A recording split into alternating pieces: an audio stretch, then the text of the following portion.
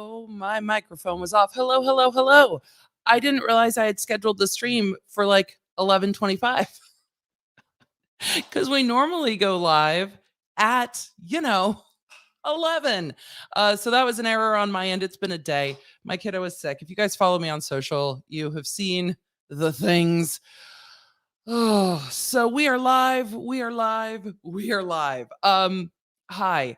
Today we have a lot to go over. We've got a quick bits, which is just a quick look at what's going on in the news. And then we need to talk about Girardi stuff and Cardi B stuff. Like there's a little teeny part of me that is deeply, deeply hopeful that the jury comes back with the punitive damages while I'm live. Fingers crossed. They're dealing with that this morning. So I'm going to cover it last because I'm really hoping that we will be able to include that information in today's stream. If not, I'll break it down for you the way that I normally do in kind of a short post on social and then perhaps a quick YouTube short here. If those are helpful and you see them in the shorts, let me know that they're helpful because I'm such a long form content girl that sometimes I'm like, wait, is that helpful? Is that not helpful? I don't know. So it's good to see all of you in here. I should probably go share this stream out. I think it went to the text crew. Text crew, I see you. All right. I see the text crew in the chat. So I'm like, all right, we're good. If you want to join the text crew, you can do that at textemily.com and get into the text crew. Let me make sure that things are looking good because for me, I am, we self-produce on Tuesdays and we've got kids home from school. It's just, I need to make sure I have a notepad so I can timestamp stuff because replay crew, love you. I don't even have a pen today. We're professionals here, people. Professionals. I timestamp. So if you are new to watching my content, everything will be timestamped after the stream. It will not be timestamped during the stream because I can't do both. I probably could, but I'd get horribly distracted and then nothing would get done and it would be a giant mess. I mean, I imagine it would just be a mess. So let me see why YouTube's being funky on my end and then we will move on. So let me know where you're coming in from, what you are drinking. I have got my coffee, of course, and this is not even showing me live on the front end. YouTube. Catch up with us, YouTube. What is going on? I wonder if it's because I scheduled it wrong. Maybe. maybe. So it is good to see you guys. I tagged the wrong Cardi on TikTok. I didn't notice at all. Watching a live from England, watching from Sweden, watching from Minnesota, watching from Virginia. It's so good to see all of you coming in. I have no idea why this is looking strange on the front end, but that's okay. We'll just get going and people will eventually figure out that we're live or they won't. What are you going to do? What are you going to do? YouTube's killing me today. All right. That's all right. I bet it's because I scheduled it wrong and YouTube's like, you're not supposed to be live for another 10 minutes. Good to see all of you in Canada. I always love seeing all of our international, our US crew too. I love you. I am always blown away. Like that people are like, no, I want to know about the law. I totally want to know about the law that's going on in the US and all the, social media and celebrity of it all. So we're going to talk about it. I'm just surprised that YouTube is like, nah, what we're not going to do today. All right, let me go share this real quick. I bet you it's because I scheduled it wrong. Me scheduling wrong. Well, that's all right. It happens. Oh, lesson learned. I clearly was not mindful enough this morning when I did it. But let's just go. We should just get into it, don't you think? It doesn't matter. We're here now. It doesn't matter if it's looking funky on the front end because I scheduled it wrong. Whatever. We're professionals here. You guys are like, Emily, how do you do all of this stuff by yourself? Well, I have a team that helps, but there are days that I am totally a mess. Charlene, I have not been to that Sky Lounge in Salt Lake City, but I am a Delta flyer. I love Delta. So love a Sky Lounge. You guys are like, I got YouTube notifications. Good. then we are good. Then we should just roll. We should just roll. Mhm. You guys are like, "Yeah, we should." Let's get into quick bits. Our quick bits today is, well, we'll roll it. Emily, stop telling us what you're gonna tell us. Just tell us. Yes. Yes, we'll just roll the quick bits and then we'll go from there. Shall we? Shall we do it? Let's do it. Hey there. If we haven't met yet, I'm Emily D. Baker, the badass lawyer and everyone's favorite legal commentator. I'm the host of The Emily Show, and I break down the legal shit behind the news and pop culture stories we all want to talk about. I have been a licensed attorney for over 15 years, but this is not legal advice. I should warn you, I'm a big fan of the Cursey words. This channel is where the law nerds unite to talk about facts, not fuckery. Let's talk about some facts. The first thing we are going to do is a little bit of quick bits. We will do the court of public opinion ruling at the end. I am going to talk about the investigation with regard to Lauren Smith Fields. It feels weird rolling like my kind of sassy, silly quick bits bumper for that, because it's a really heavy and totally fucked up story.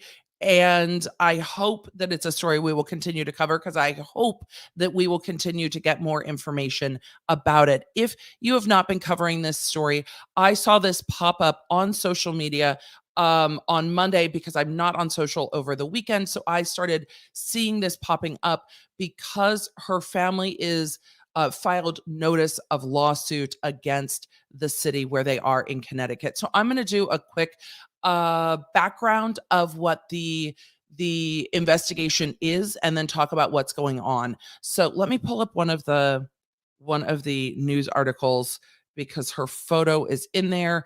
And no, that's not a photo, that's a video. I don't want to see a video. ABC, I don't need your video right now. Thank you though. Let me pull up because screen sharing's ready. Because I was, because of course. Let's see. Why won't you let me screen share? What is happening today? Go ahead and just let it screen share. That's so strange. That's really strange. It won't let me screen share. Okay, hold on. That's actually a streaming problem that we have to fix literally right now, because it will not give me the ability to share my screen. It's telling me to follow. Okay, we're following steps. What is happening? Apparently, the share permissions for Google has changed. Google, your girl is trying to live her best streaming life, and I have to go change settings. This is new.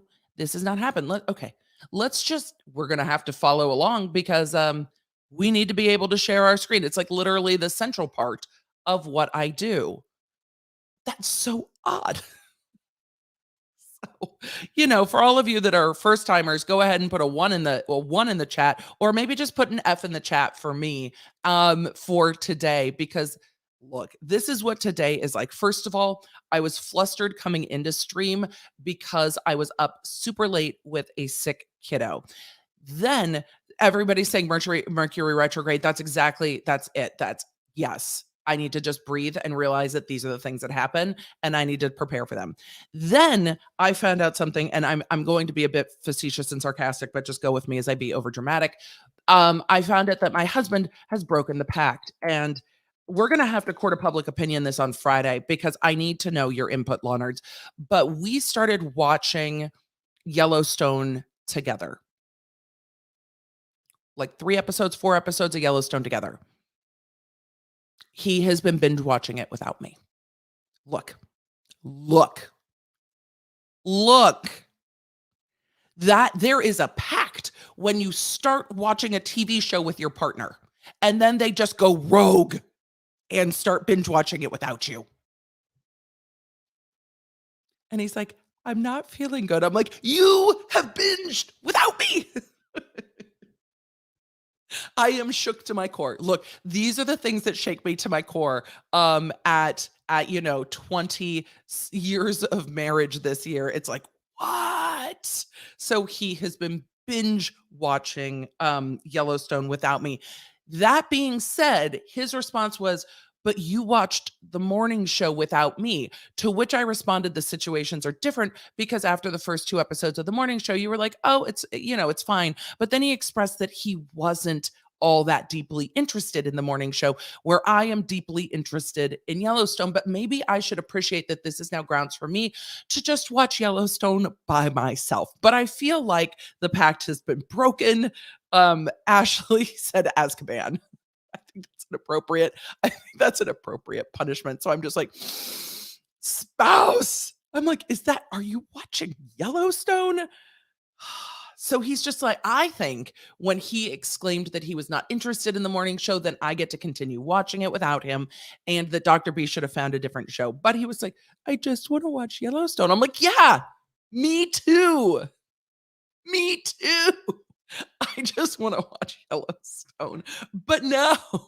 So now I feel like I get free leave to just enjoy Yellowstone myself, which I do have some travel coming up, which unless everybody is sick or I am sick, and then there will be no traveling coming up. But I have traveling coming up, so I feel like I can download. Can you download on Peacock? I hope so. Download Yellowstone and just go from there. But I feel the betrayal is deep. So the pact has been changed. So let us see if I can get this. I was supposed to, while I was telling that story, I was also supposed to be trying to fix permissions. But then I didn't. Where is it under? Fixing permissions live streaming is so much fun. And literally, I recorded a podcast and a bunch of other stuff yesterday, and it was not a problem at all. So between last night at like 11 p.m. and today, this has become a problem. And the permissions, by the way, look totally fine, which is strange. All right, well, if we can't pull up documents today, then we're just going to not pull up documents today. Let us see what else it says. I pulled up all the things. It should be fine. I said, where's the one that you're telling me to do? This is fascinating content right now. Me trying to figure out how to. There's no screen recording. It's like go to this setting and make sure it has permission.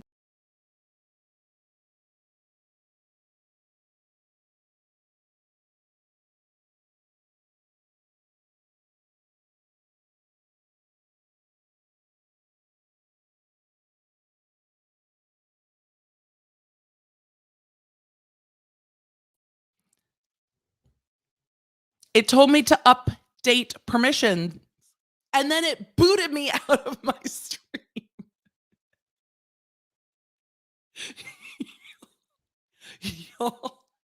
Y'all today. So when you're watching this on the replay, if you don't see the live chat, it's because I edited out me getting yeeted from my own stream. Let's see if that fixed it, because if it didn't, we're just F's all the way around in the chat.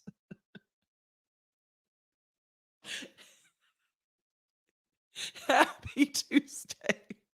I got yeeted from my own stream. I'm like, do we just end the stream now and start over? No, because this is real life. And there's times people are like, does anything ever go wrong on stream? And I'm like, oh yeah, stuff happens when you're live. And it's some of the reasons people don't want to live stream. But here's what I always say to them. Look, when stuff happens on live stream, if you've built a amazing community like the Lawnards here, it's going to be fine. The Lawnards are amazing. And you guys are like, yeah, we know it just, shit happens. So let us pull, but now I have to reopen everything. Oh man. If you guys follow me on social media, on the Instagrams in particular, why is nothing working right now? I was talking about going out to find Gatorade yesterday. And there is no Gatorade at the grocery store. There hasn't been Gatorade at Costco. My kiddo is sick. He wants Gatorade. Of course he does, because he's 9 and he's like, I would like Gatorade. I know there are other options, but I wanted to have my 9-year-old have the thing that he wanted. Well, I'm aware that there are other options. So people are like, well, I know I could do others. I have backups here, but I really wanted to find him some blue Gatorade. By the way, it's kind of disturbing to me that Gatorade goes by color, not flavor, but that's always been a thing. It's like, here's blue. So I did find it at the gas station. The gas stations here in Middle Tennessee are not like they are in California. They're like full stores. And some of them have fresh food, which is incredible. I was like, wait a second. There's like fresh made food okay. It's fantastic though. Local fresh made food at the gas station. Anyway, so Gatorade goes by color, not flavor. My kid likes blue, not the Arctic blue, like the OG blue. So I was trying to find Gatorade and I was chatting with the people that I was looking for Gatorade from. And as I was looking for the Gatorade, the guy's like, it normally comes on the trucks, but it hasn't come in weeks on the trucks. And I was like, yeah, it hasn't been at the grocery store. You guys are like powdered Gatorade. Haven't seen it either. I will have to see. So I will have to go look for powdered Gatorade, but I found some at the gas station. Probably more expensive than at the grocery store, but at some point when it's your 9-year-old, you're like, yeah, it's fine. So find the Gatorade. The guy says it hasn't come forever. And a number of you messaged me on social that there is a citric acid shortage, and that is factoring into sodas and sports drinks and bath bombs and things like that. And I had not realized that was one of the things that is a problem. So it was an adventure yesterday. It kind of felt like the end times because yesterday, while I was looking for Gatorade, I also needed to pick up chewable fever reducers again for my 9-year-old because we were out of them and he doesn't like the liquids. Can you see my child who doesn't like certain textures and sensory sensations? So the liquid doesn't work for him. There's chewable ones. They work great. Went to get them and he was sick over Christmas. So I was like, he's not going to be sick again. Wrong. Wrong. So I went to get them at Walgreens, and Walgreens is like, look, all of the computers are down and we can't process credit card payments at all. And I was like, wait. And they're like, we're cash only. I'm like, I don't regularly use cash. I don't think I've used cash probably since this all started because so many places had coin shortages. You couldn't get change. So I was just like, all right, we're not using cash anymore. It's fine. Like, it's not fine. I have other thoughts about it, but I was like, eh. So all of the computers were down. So then it was like, okay, then I go to pull out like money from the ATM and then the ATM won't give me money. And it turns out that the ATM was running low on cash. And so I couldn't get the amount of money I was asking for and had to like scooch down to the amount of money that I just thought I needed. And I was like, this is all so weird. This is all so weird. Like again, Mercury retrograde. I was like, so that was yesterday. And then that energy, that chaos has like rounded itself into today. So Replay Crew is going to be very thankful that they have access to the timestamps so they don't have to hear what my life has been like over the last 24 hours of I had a very great call yesterday, but I was leaving my house to go get Gatorade when I got the calendar alert and it's like, you have a call in 15 minutes. And I was like, of course I do. So I turned my car around and brought it home. It's just, we're going to reset like Whitney Rose. If you guys missed me yesterday, I was live on Up and Adam talking a bit about Real Housewives of Salt Lake City and my thoughts and celebrating 100K for him. And that was amazing. And I'm just like, so if you're having a day, know that we all have days. And I am also being, I am not the most emotionally intelligent about my day today because occasionally when everything piles up, it just topples. And I'm just like, why can't things just work? So that's where I'm at today. I'm at the stages of things working. Let's see if we can share our screen and get into our quick bits. I think even though this is a heavy story, maybe we just need the quick bits bumper as like a palate cleanser. I mean, maybe we just, yep. Quick bits. All right. Fingers crossed. Yay! We have our story. We are talking about the death of Lauren Smith Fields. I started seeing this across social media. Here, let me just scrape this so we don't get ads. I have seen this across social media. I hope it doesn't take the pictures of her down though, because I think her face needs to be seen too. Okay, we're going to undo that so people can see her face and start to associate her with this story that is so tragic. And here's the thing with this story, um, the police actions are just pissing me off. And I worked with law enforcement and I am generally very gracious, but there are things that we need to talk about here. She is just would have been 24 this weekend. Her parents filed intent to sue the city that has failed to investigate her death, as they say. So this is you guys are seeing the roll from ABC talking. Her causes of death are very suspicious, and the police, in my opinion, have blown this family off and not given them even grace and dignity, which even if they're not investigating more deeply, even if, and the coroner released a statement yesterday, and we'll talk about that, everyone deserves dignity. And their families should be treated with dignity. And the fact that their family is not being treated with dignity, hopefully, is one of the reasons this will be in the spotlight. And I think it's one of the reasons the family's suing. But I hope it gets the pressure across the media and social media to push the police to do better, because some of the facts in this story are truly suspicious, in my opinion, and just deeply, deeply sad. I am heartbroken for this family. I know that they are heartbroken, and you shouldn't have to fight for justice like this. The law enforcement agencies that are there to do justice should do justice for everyone. And that includes treating families with dignity, and that includes following through. So let's talk about the circumstances first, and then we will go back to what came up yesterday with Bridgeport Police.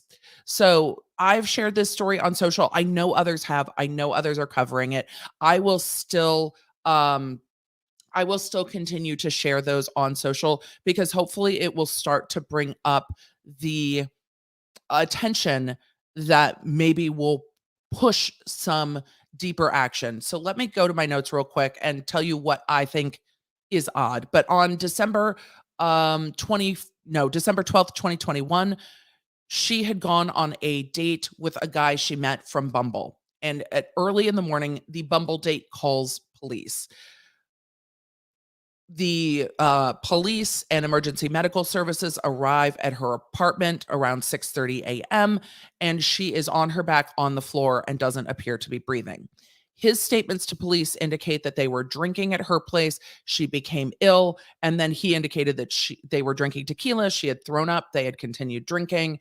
And then she wasn't feeling well, so he climbed into bed with her and they laid down and went to sleep. That's the statements from the media that are retelling his statements.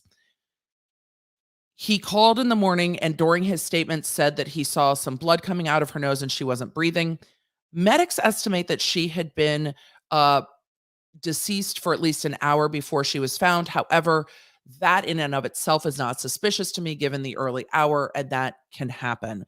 Police indicated at the time that there were no signs of foul play and that the date was not a person of interest. Her family attorney says that the police failed to take even basic items of evidence from her residence, including what they listed out to be a sedative pill, a used condom, and a blood-stained sheet and alcohol bottles.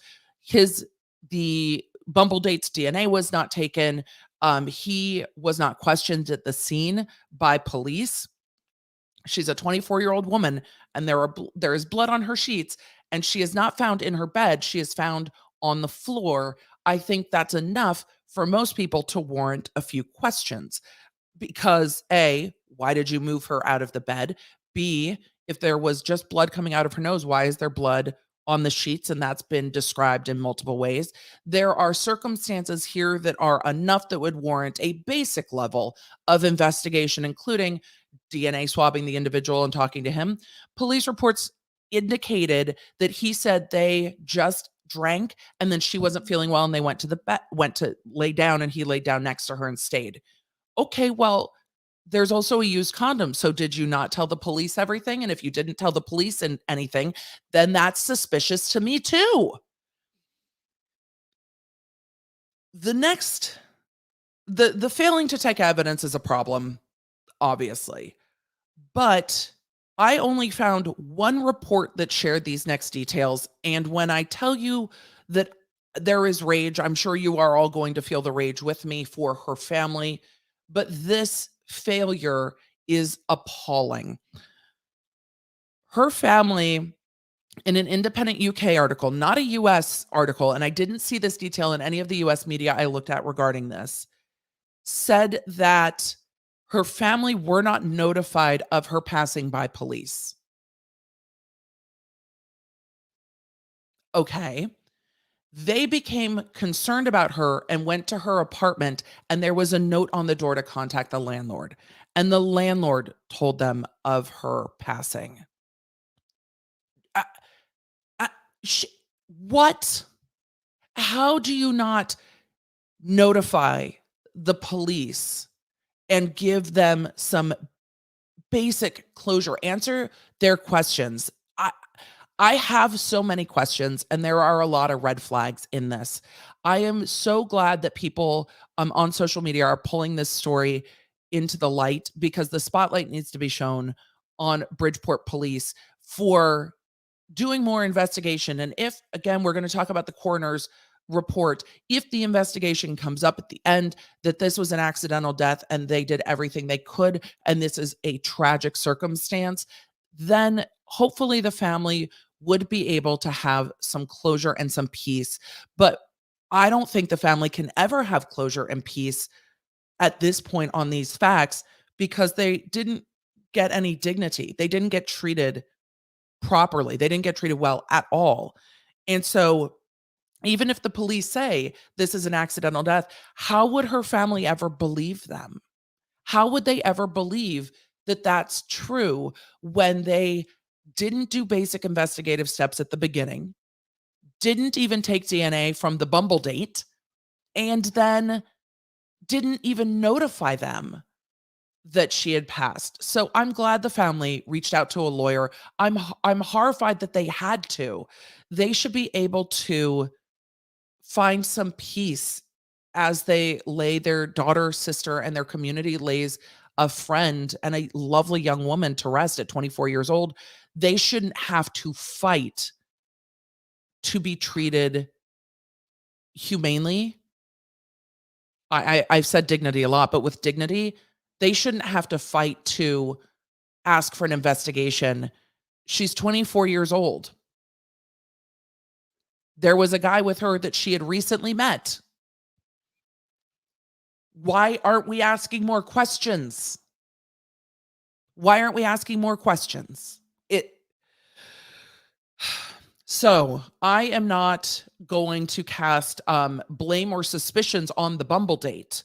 The police need to do more, and I'm glad that calls are being done and that pressure is being put on them through threats of lawsuits. Again, suing cities takes some time. That's why it's a notice of lawsuit. When the lawsuit gets filed, I will absolutely pull up the lawsuit and keep covering it.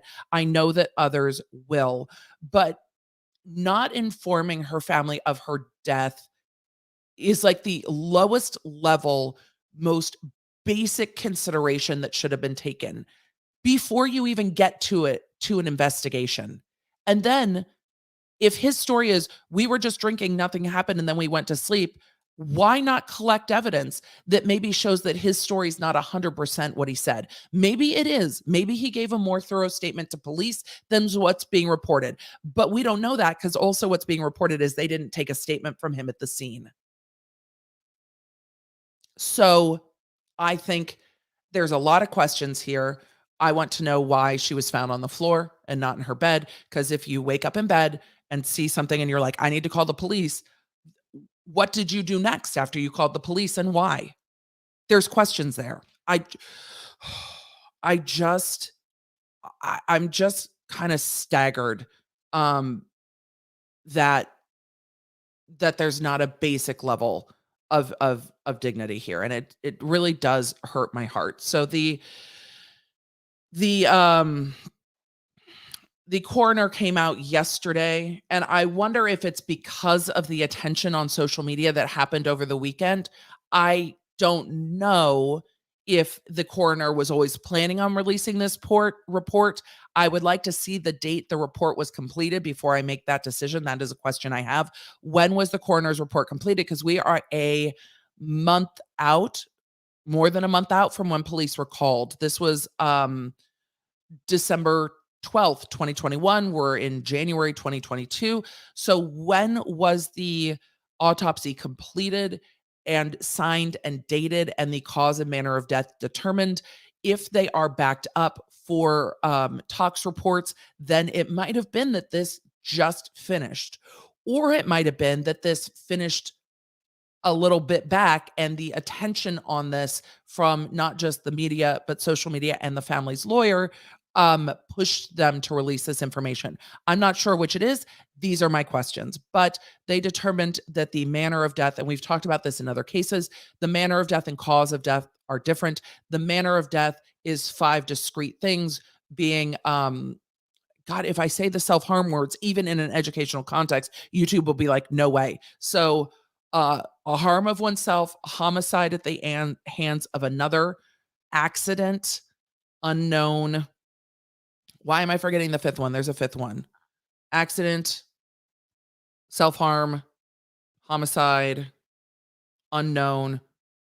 I will remember the other one later and be like, I've remembered the fifth. But they ruled the manner of death an accident. They ruled the cause of death intoxication with combined effects of fentanyl, promethazine, hydroxyzine, which I'm going to pronounce badly, and alcohol. So, oh, thank you. Natural causes. Yes. Why do I forget natural causes? Because I was a DA for too long, and natural causes is something I didn't see. Yes. Thank you. See, we knew the ones I dealt with. I'm like, where's the other one? Yes. Other things happen. Other things happen that are natural. Appreciate you, Lauders. You can see when the DA brain comes out. Oh. So with that, I love all the true crime law nerds that are like, we remember. And yes, Ashley Vincent's exactly right, because you don't prosecute natural causes. It's not something it was not a cause of death that I dealt with. So there are questions about the date said, look, we were just drinking. Well, I've got questions about that too.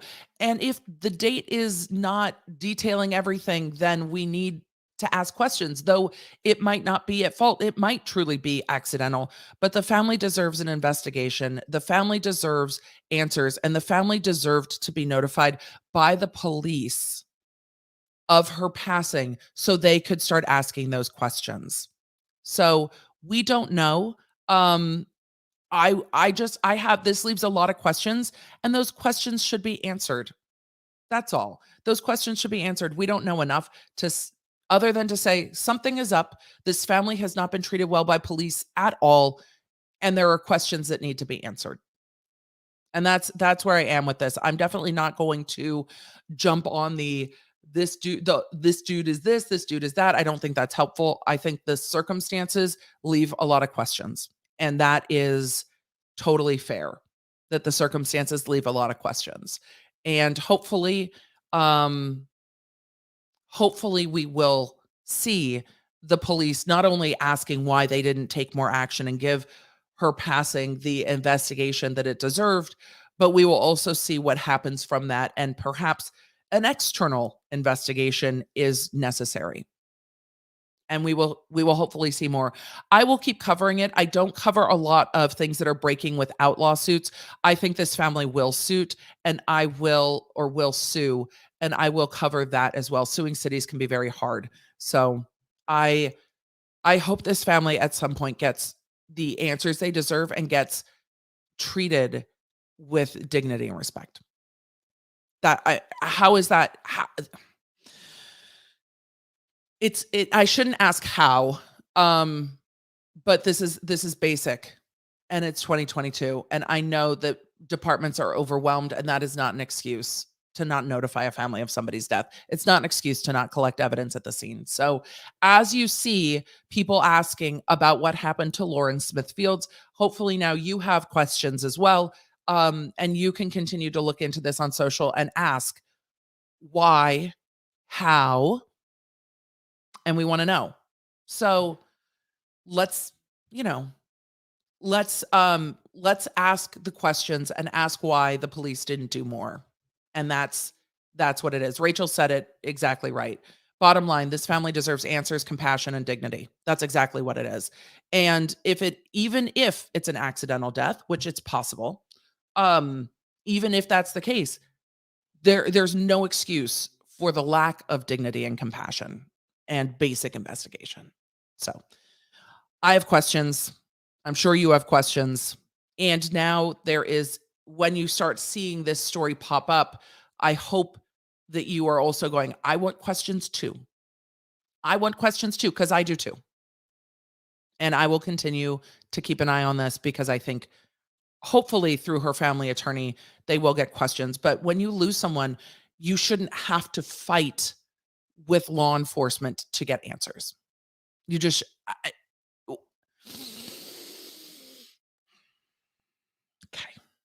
okay. So it's just, her family deserves so much more. She deserves more, She absolutely deserves more. It is sad. It's really, really sad. So let us continue on. We are going to talk about Girardi, and then we are going to talk about Cardi B and Tasha K. Because again, I am hoping with Cardi B and Tasha K, the jury is back in court today. I'm going to give a quick, and then I'm going to tell you why. With Cardi B and Tasha K, the jury is back today to hear the attorneys talk about punitive damages. Punitive damages are the punishment damages and attorney's fees, because Cardi B is entitled to attorney's fees. So the attorneys are back in court today to give some guidance to the jury on punitive damages, and then the jury will go back and decide how much that will be. I am wildly optimistically hoping that that will happen sometime while I'm on stream. So we're going to talk about Girardi first, and then we will circle back to Cardi B. So some of you were asking if this was the young woman that Cardi B was talking about. I saw Cardi B post about this on social. I'm generally not on social much on Sunday. So on Monday, when I was logging back in, I saw Cardi B talk about it. I saw Brian Enton talk about it. I saw Kendall Ray sharing it. I know there are others and I don't mean to exclude anyone, but I saw a number of people sharing it, which again is the power of social media, because this is a story in Connecticut that I might not have seen, but for the amount of people sharing it on social media. And when you bring awareness, you bring a lot of eyes going, excuse me, we have questions. Excuse me, we have questions. So let us go. The chat's saying it already came back. Well, I will see, maybe I'm not wildly optimistic. So we will Girardi, and then we will Cardi. Does that make sense? We'll party Cardi, and we will, and then we will Girardi, and then we will party Cardi. That's what we will do. That is what we are doing. It's what we're doing. A lot's been going on in the Girardi case, and I got asked a bunch about it yesterday when I was live with Up and Adam, and I realized that because so much has happened, I was like, okay, let's check in on some of the more I find interesting bits of what's been going on, not just with Tom Girardi, but also with Erika Girardi, and then we will get to Cardi B. So with that, I would like to say first, there's stuff going on with the state bar. I know a lot of you are like, hey, State Bar of California, what up, bro? What you doing? What you doing over there? And I can't even say what up, boo. It's like, bruh. Like, that's how I feel about the State Bar, bruh. What are you doing? What's even happening? The LA Times recently put out an article. Let me just pull up all of the tabs that got closed when I got yeeted from my own stream earlier. Let me pull those back up. The LA Times did a breakdown of an investigation that is now going on with regard to the State Bar of California. The LA Times had filed, did they file with the Supreme Court to ask, because the Supreme Court of California oversees the State Bar, to ask the Supreme Court to look into this more. And we now know from the LA Times that an independent law firm has been appointed to investigate whether connections between members of the State Bar protected Tom Girardi. I mean, I imagine that at the end of the day, we'll find out, yes, Tom Girardi's connection with members of the State Bar, and this is my speculation, Tom Girardi's connection with members of the State Bar did in fact protect him, but all of those individuals are gone, and now we're going to change some of our policies, which isn't going to do a goddamn thing with regard to those that have been damaged. But I imagine we'll get some answers at some point because of this investigation, and that will be interesting too. So let me pull up. Emily, were you prepared for your stream? Yes. And then things happen. And then things happen. As to Girardi, I have multiple research documents. It's wild because we've got like a breakdown of the pending lawsuits and then a timeline and then a master research document that has all the different cases and then like the bankruptcy timeline. It's just a lot. So let me talk to you guys about the recent State Bar recommendation. We talked about this back in November. There are two things going on with the bar and Tom Girardi's license to practice law that we need to talk about.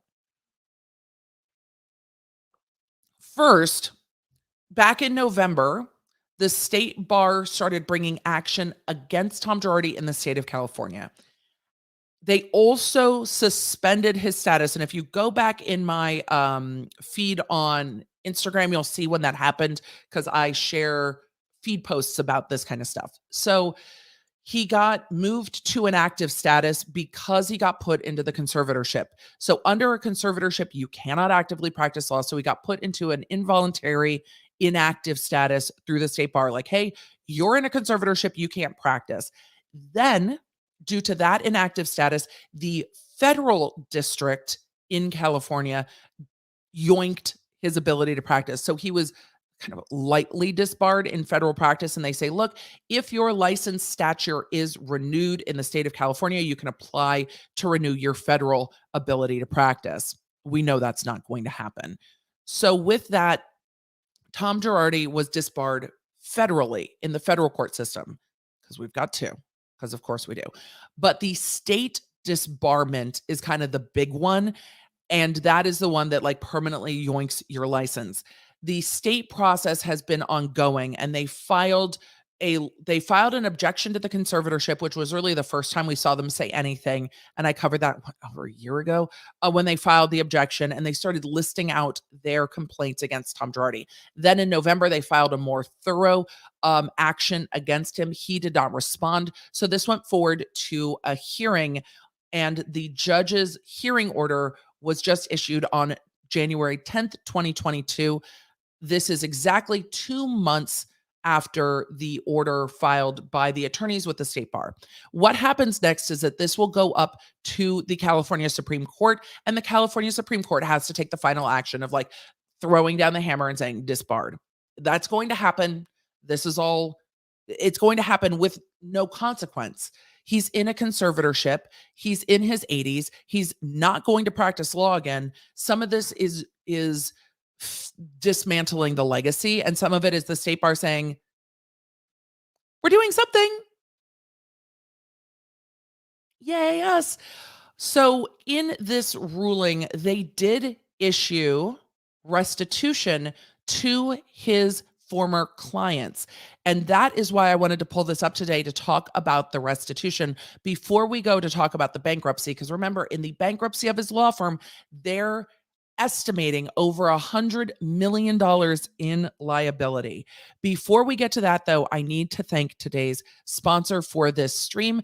And perhaps, if you're ever like, I don't want to end up $100 million in debt. Yeah, none of us do. And I've got a tool for you for that.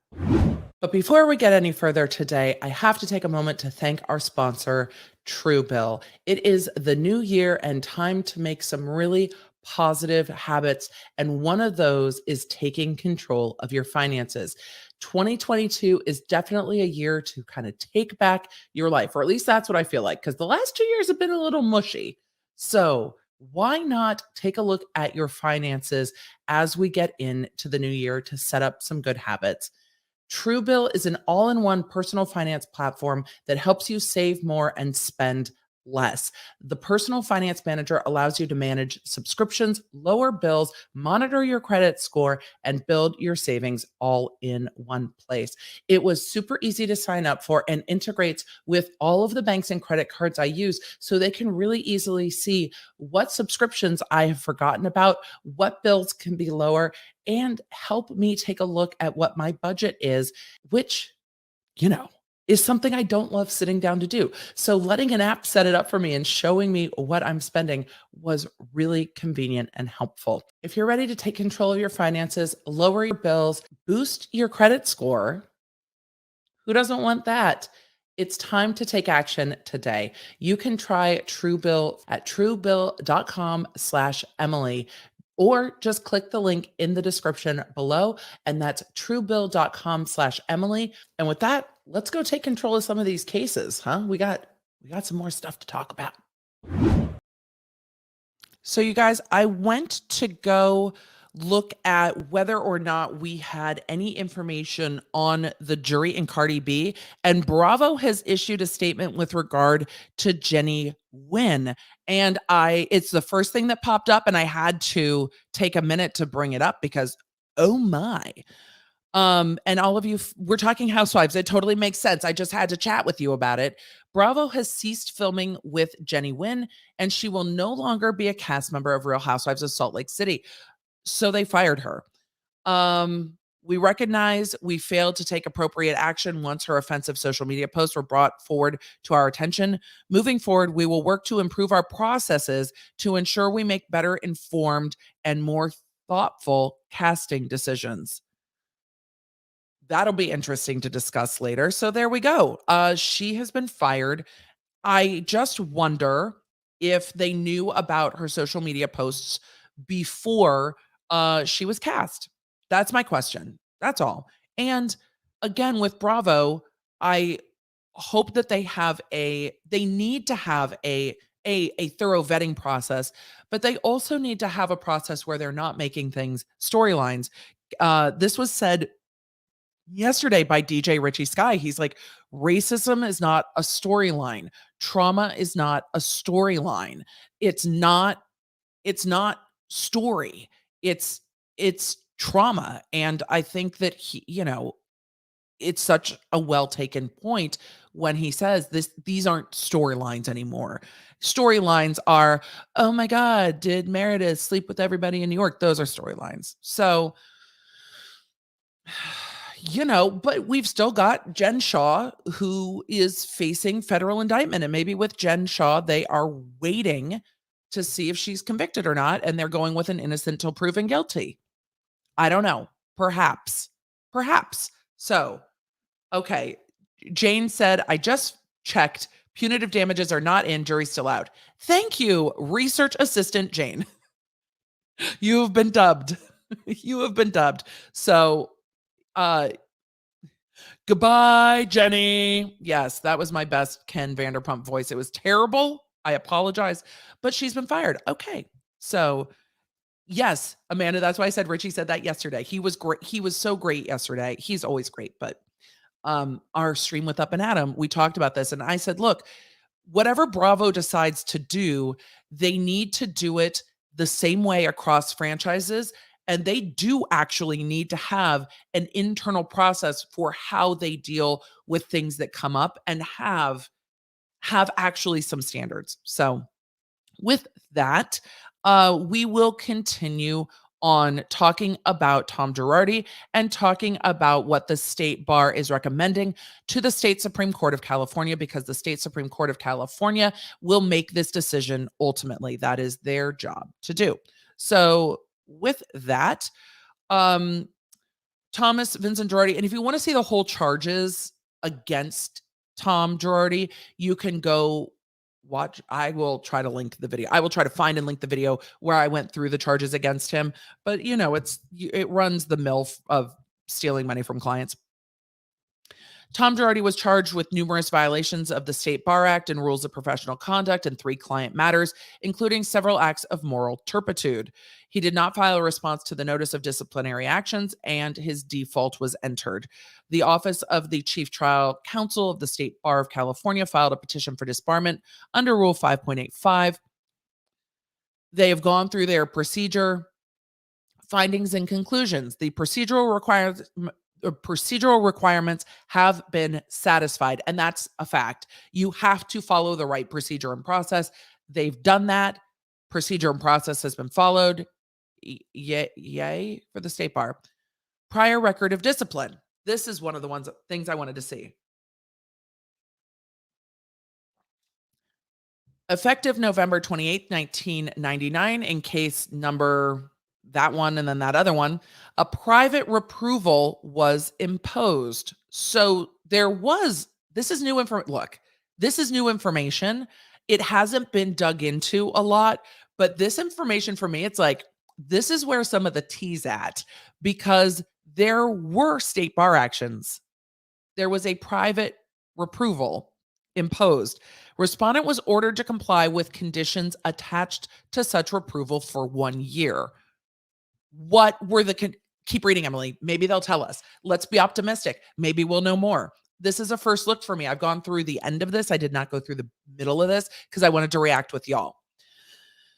Respondent stipulated to misconduct in 3 client matters. So in 1999, he agreed that he had engaged in misconduct with regard to 3 client matters.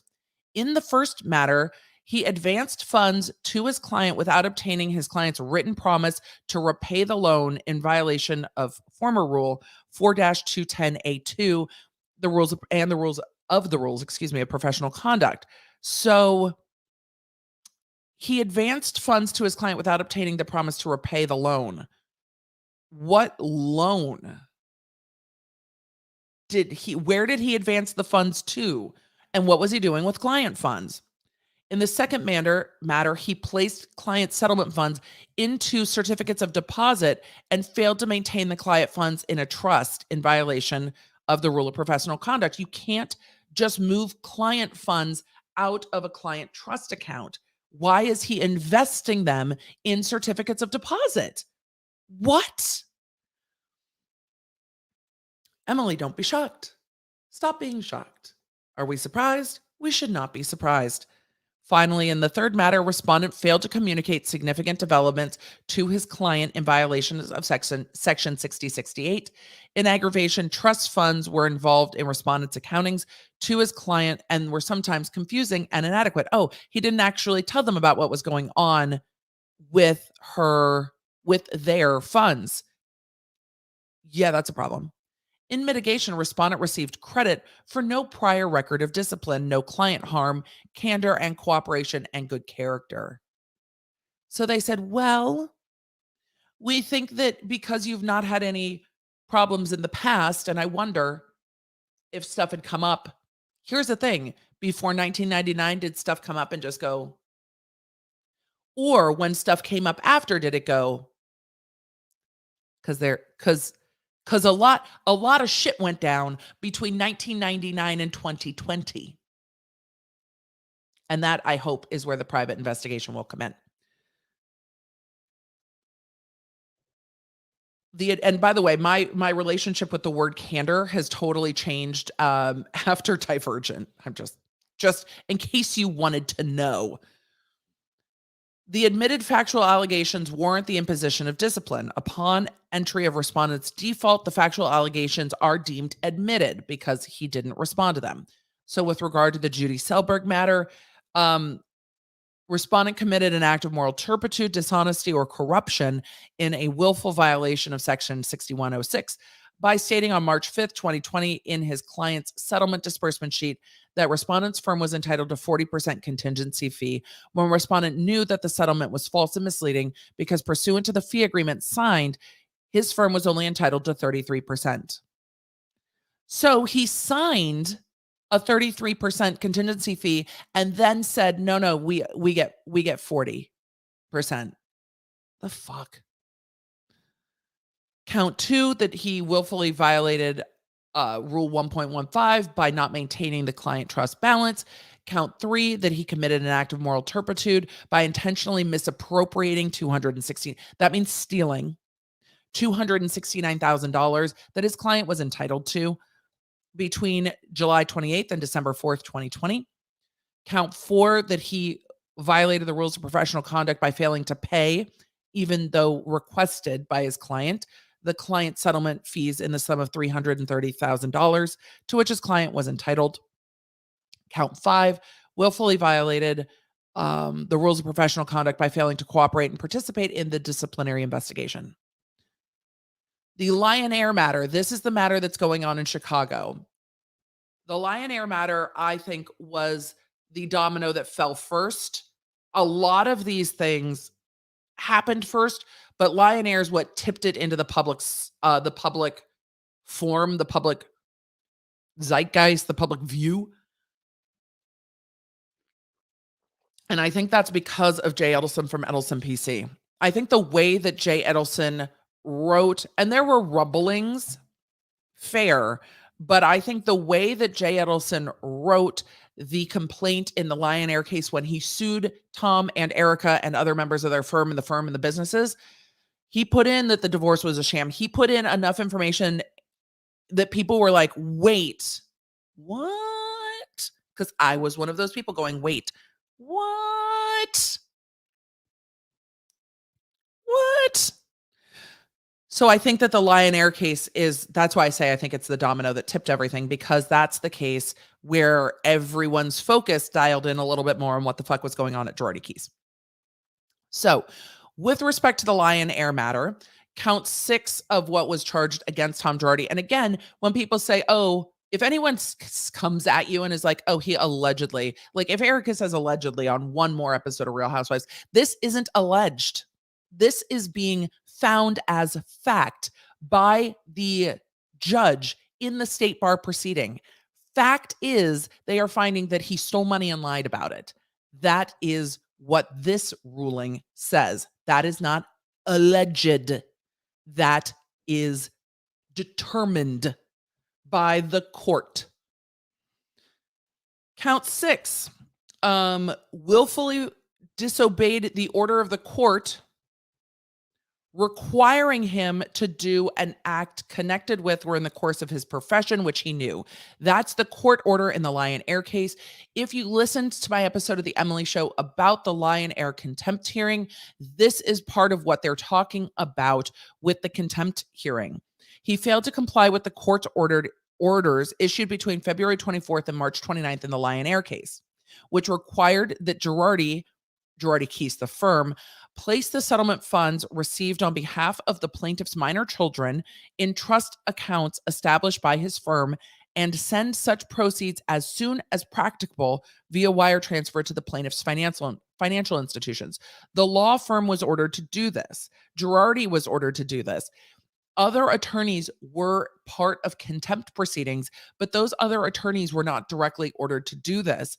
Girardi was.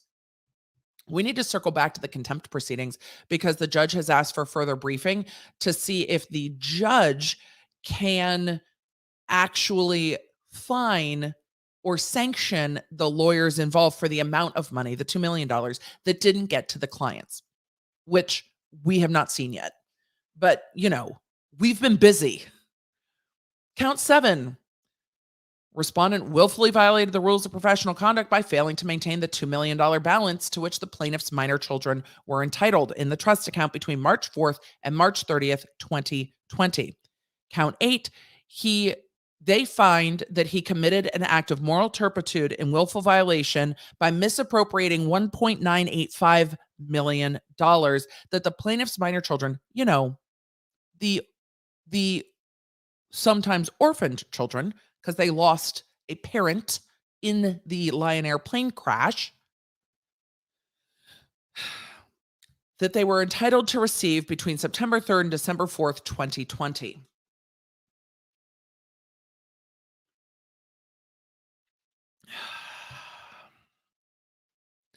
Respondent committed an act of moral turpitude by leaving a voicemail message for an attorney of the Edelson PC law firm, stating that respondent had paid all of the people in the Lion Air matter when respondent Girardi knew that the statement was false and misleading because he knew he still owed a total of $2 million.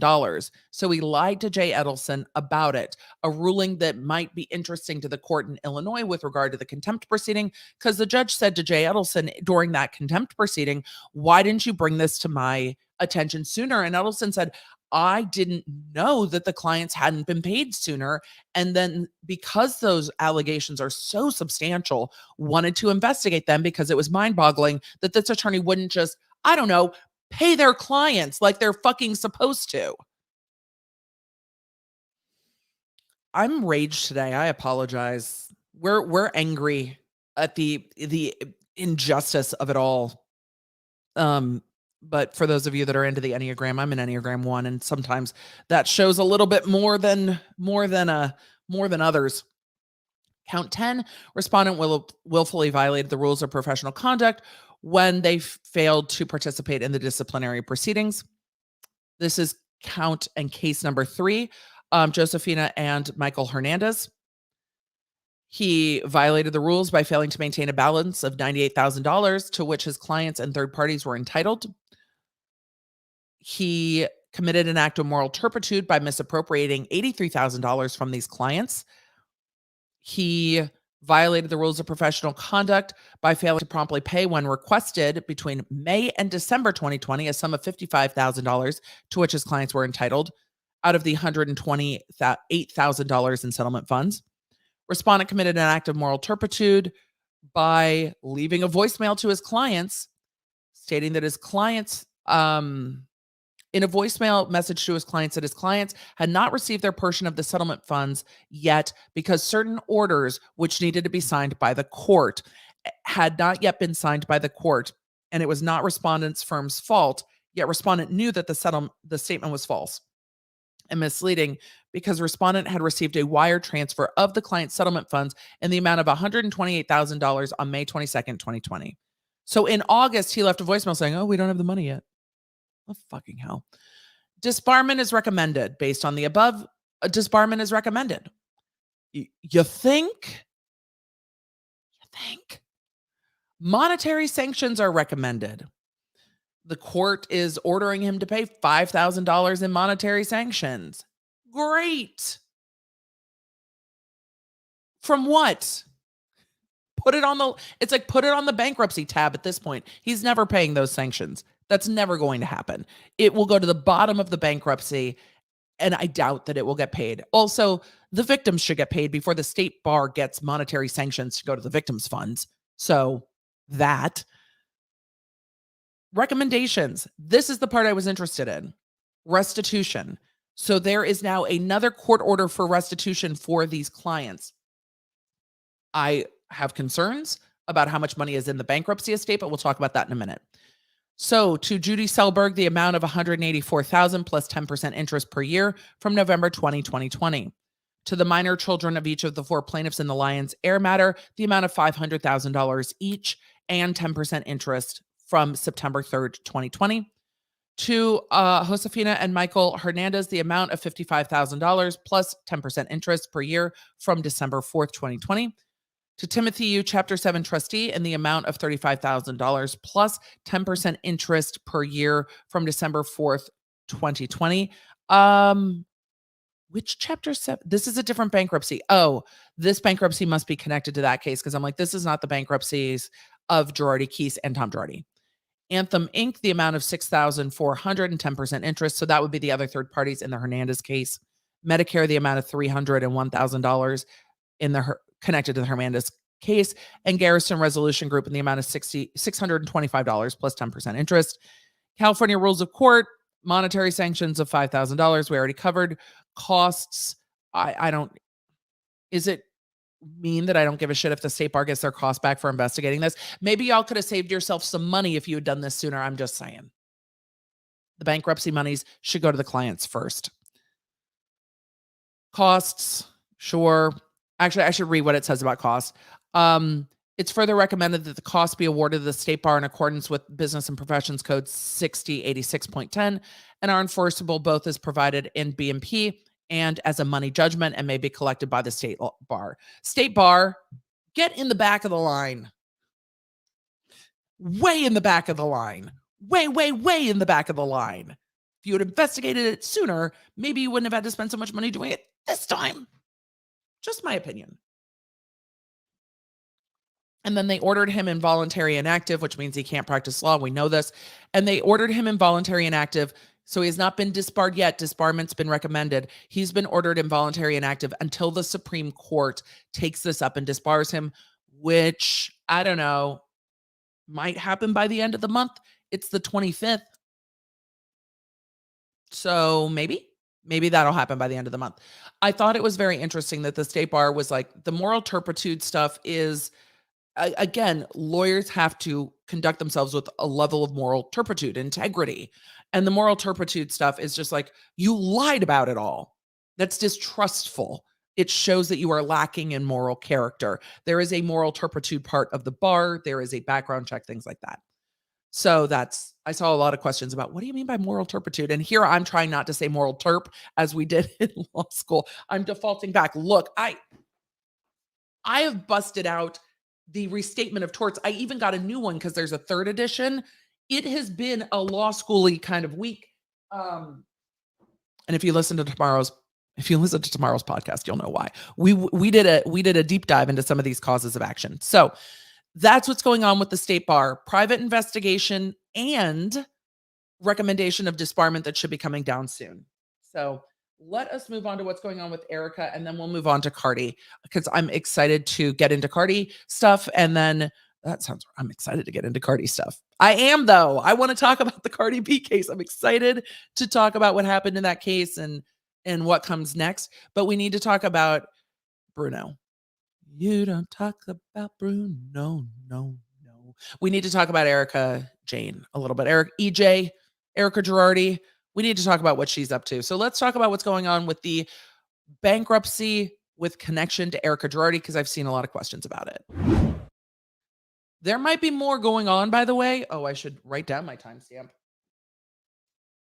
There might be more going on with Erika, but there are so many moving parts. How do we do a road so far? There are so many moving parts. It was our wedding day. There wasn't a cloud in the sky. Okay. It was our wedding day. I didn't know that I'd be stuck with a bankruptcy later. So now I'm saying I'm entitled to community property from the law firm. I've lost it. We've just got to keep going. Erika Girardi is not a bankruptcy debtor. The bankruptcies in this case are against Tom Girardi and Girardi Keese, the law firm. Erika Girardi is moving forward they are moving forward to try to sue Erika Girardi in the Edelson PC lawsuit in Illinois, and other debtors are trying to go after her as well. The bankruptcy court has to decide if the debtors or the creditors that have an interest in the community property are allowed to go after Erika Girardi personally, or whether they have to do it as part of the bankruptcy case. There's arguments that this was fraud, that she benefited from the law firm. So she's been sued by the bankruptcy trustee, and she's been sued by Edelson PC, among others. Recently, there was a court ruling that Erika would be allowed to be pursued outside of the stay of bankruptcy, because she is not a bankruptcy debtor, in the Edelson PC lawsuit in Illinois. Now, whether Illinois has jurisdiction over her and all of that, and whether they can serve her, all of that will be coming up, and the litigation there will continue on. There were arguments that Erika should stay in the Edelson PC case, should stay in the bankruptcy, because essentially you're just spending Erika's money that could go back into the bankruptcy if she is a co-debtor on these personal debts, et cetera, et cetera. The court was like, no, she's not a debtor. She's not in this bankruptcy like that. So they can pursue her in Illinois. That will be going forward.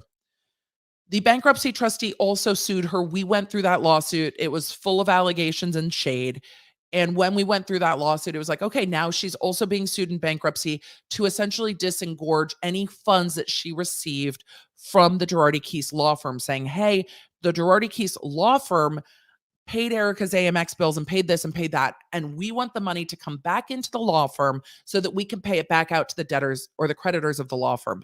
If I interchange debtors and creditors, I apologize. It happens in my brain sometimes. The creditors are owed money. The debtor is Tom Girardi or Girardi Keese. So if I misspeak, apologies in advance. So they want to get the money back from Erika that they say was paid by the law firm to her, that should go back into the law firm, and then it can pay back out the law firm's creditors. That's what's trying to happen in this lawsuit. So they just filed a status report and joint status report saying that they are essentially ready to start moving towards trial in that matter, where the trustee and the trustee's special litigator, the new one, have filed this lawsuit against Erika Girardi. So this joint status report was filed on the 11th, and then there were new dates just filed yesterday or the day before, or the day after, day before, and I will go over that in just a minute. Have all the parties been served with the complaint? Yes. Have all counter answer documents been filed? Yes. The answer documents were the one where Erika's attorney and Ron Richards were like going after it. It was like, I covered it months ago. There's a whole Girardi playlist if you want to go find that and look at the shade that was thrown back and forth between the two. Have all motions addressed to the claims documents been resolved? Yes. Have counsel met and conferred? Yes. So the defendant, Erika Jayne, says, they will be ready for the case in January 2023 for jury trial in the district courts based on the defendant's assertion of a jury trial rights on the fraudulent conveyance claim. Did the money from Girardi Keese get fraudulently transferred to Erika? Can it get clawed back? Defendant says new counsel for trustees substituted into the case November 2021. That's new special counsel after Ron Richards was yeeted or yoted or left, whichever account on that you ascribe to. So they are exchanging discovery underway. No formal discovery has commenced, but extensive discovery and expert work is required. They're hoping to exchange discovery or be done exchanging discovery in September 2022 and December 2022 for expert discovery. Expert discovery in this case is going to be financial individuals. Documents and testimony from the trustee is what they're expecting they need. From Thomas Girardi, he's not going to testify. Good luck. Current and former employees of the debtor. I mean, Erika's going to be like, you could just explain this and save my ass. And he's like, my extrapolation, I'm in a conservatorship. I'm not saying anything about anything. And Erika is going to be left holding the bag on this. For which I have empathy to, I do. And I know people are like, string Erika up. I get it. I get the feelings. What did Andy say? Put her on a spit and roast her. But some of these actions were done by her husband. She benefited from the money, no doubt. But I don't know if she knew where the money that the AMX bills were being paid was coming from. I don't know if she knew that was coming from client funds. I truly don't.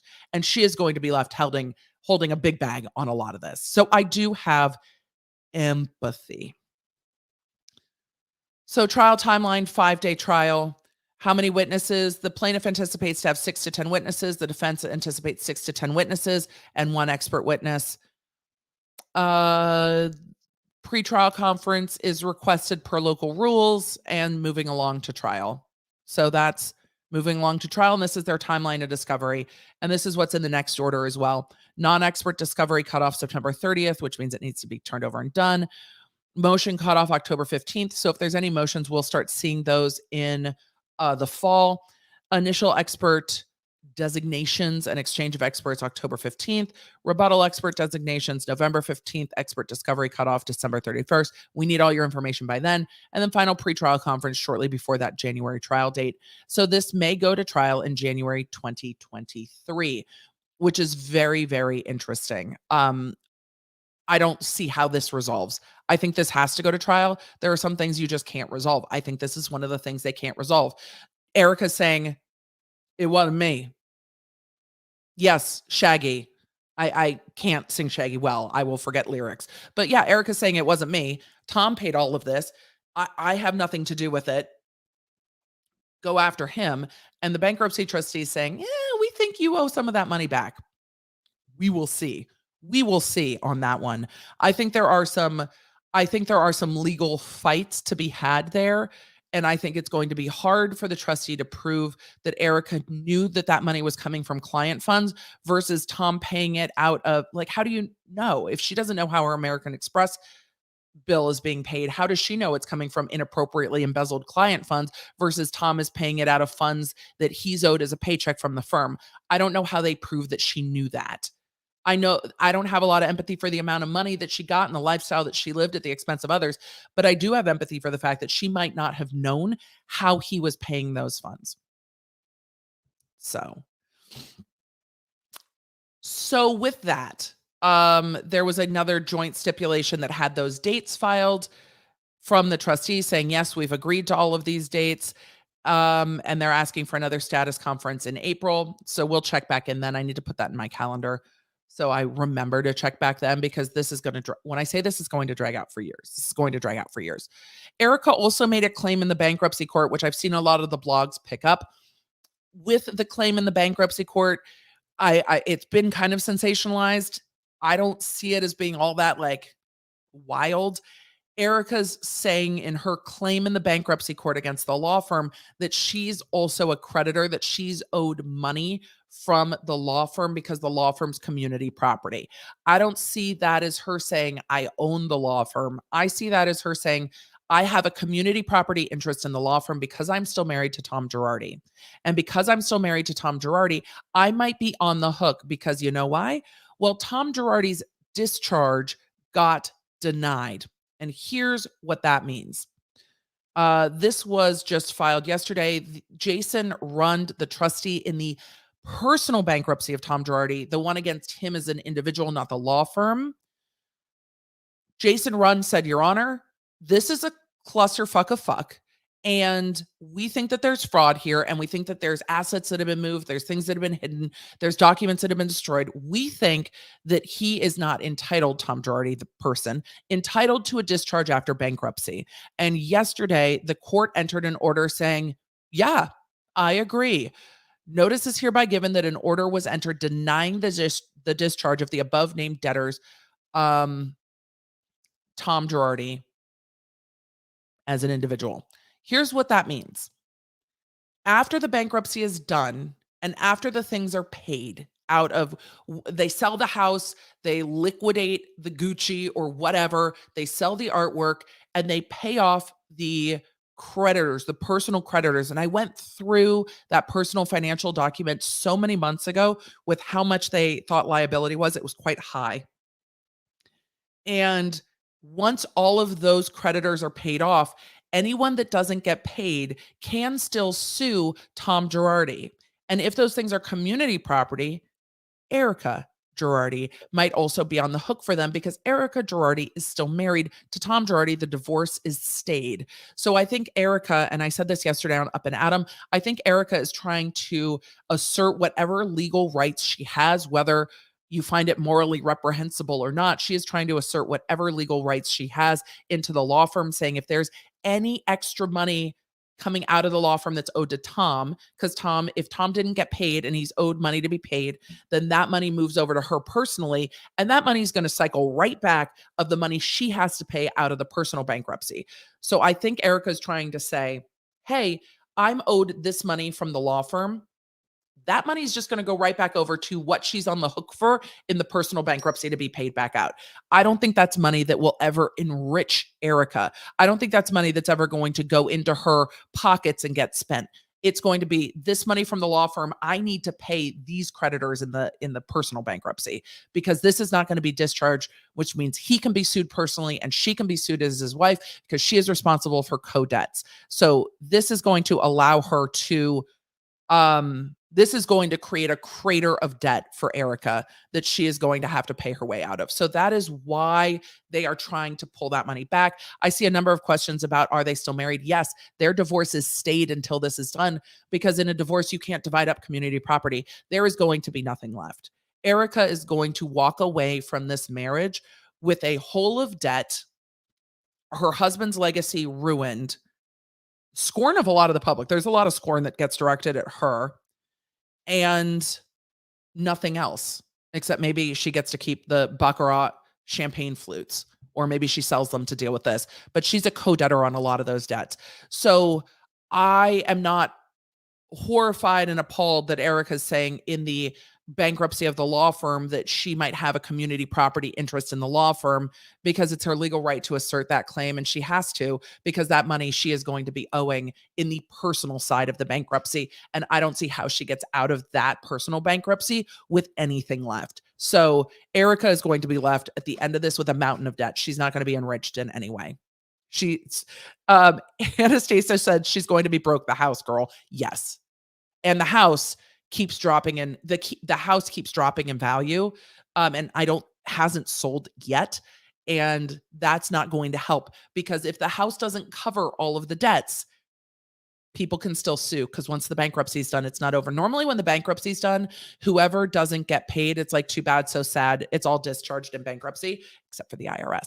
Don't forget the IRS, because the IRS isn't going to forget about Erika Jayne. The IRS doesn't forget about Dre. The IRS is like, in my head, I'm like, doop, doop, doop, doop.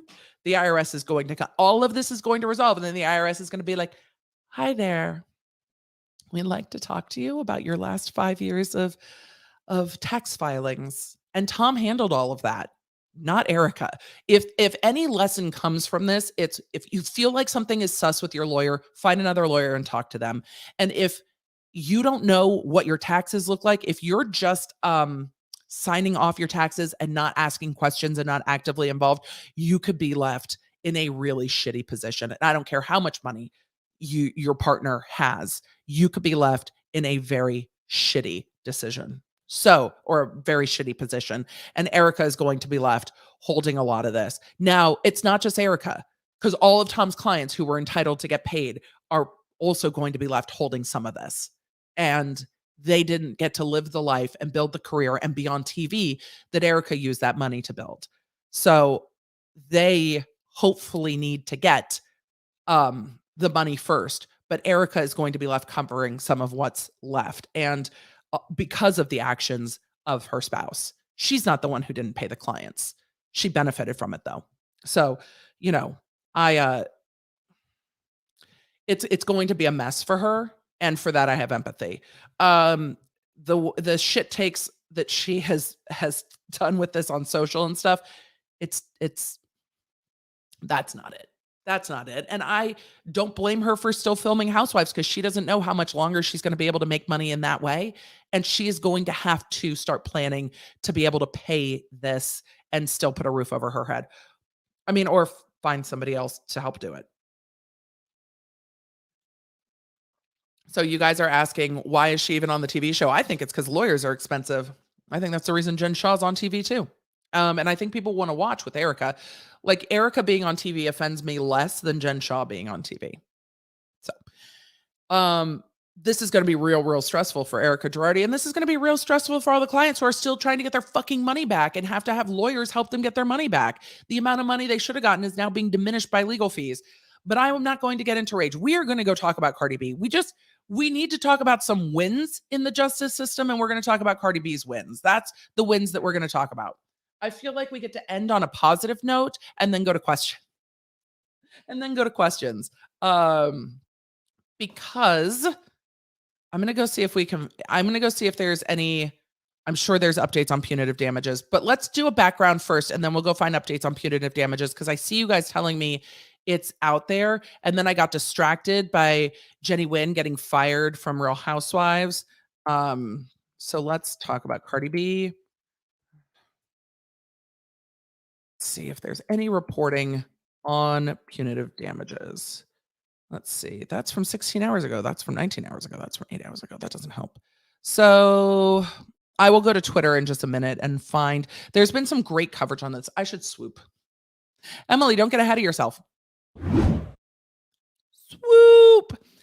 There's been some great coverage on this. The lead attorney here on YouTube has been covering this and has been in court. He is a Georgia attorney and has been covering this. I have not seen him on Twitter, though. There's also been another Twitter account covering this. Let me find it real quick because I retweeted them as well, and they've been in court covering this. There's also a reporter for Law 360 that's been covering this really thoroughly, Rosie Manis. So there have been a couple different reportings that I've been following on this, but the lead attorney and Dennis Byron have been covering it really, really well. So again, the lead attorney's on YouTube, not on Twitter. Let's see. Jury is deliberating on another $1.3 million in attorney's fees. So Cardi B's attorneys must have said today in court that it cost them $1.3 million. When we talk about defamation being expensive, this is what I mean. Not everyone has the money to continue to pursue cases like this. So Dennis, you guys are, yes, thank you, Rodolfo. So the lead attorney and Dennis Byron, and there are others.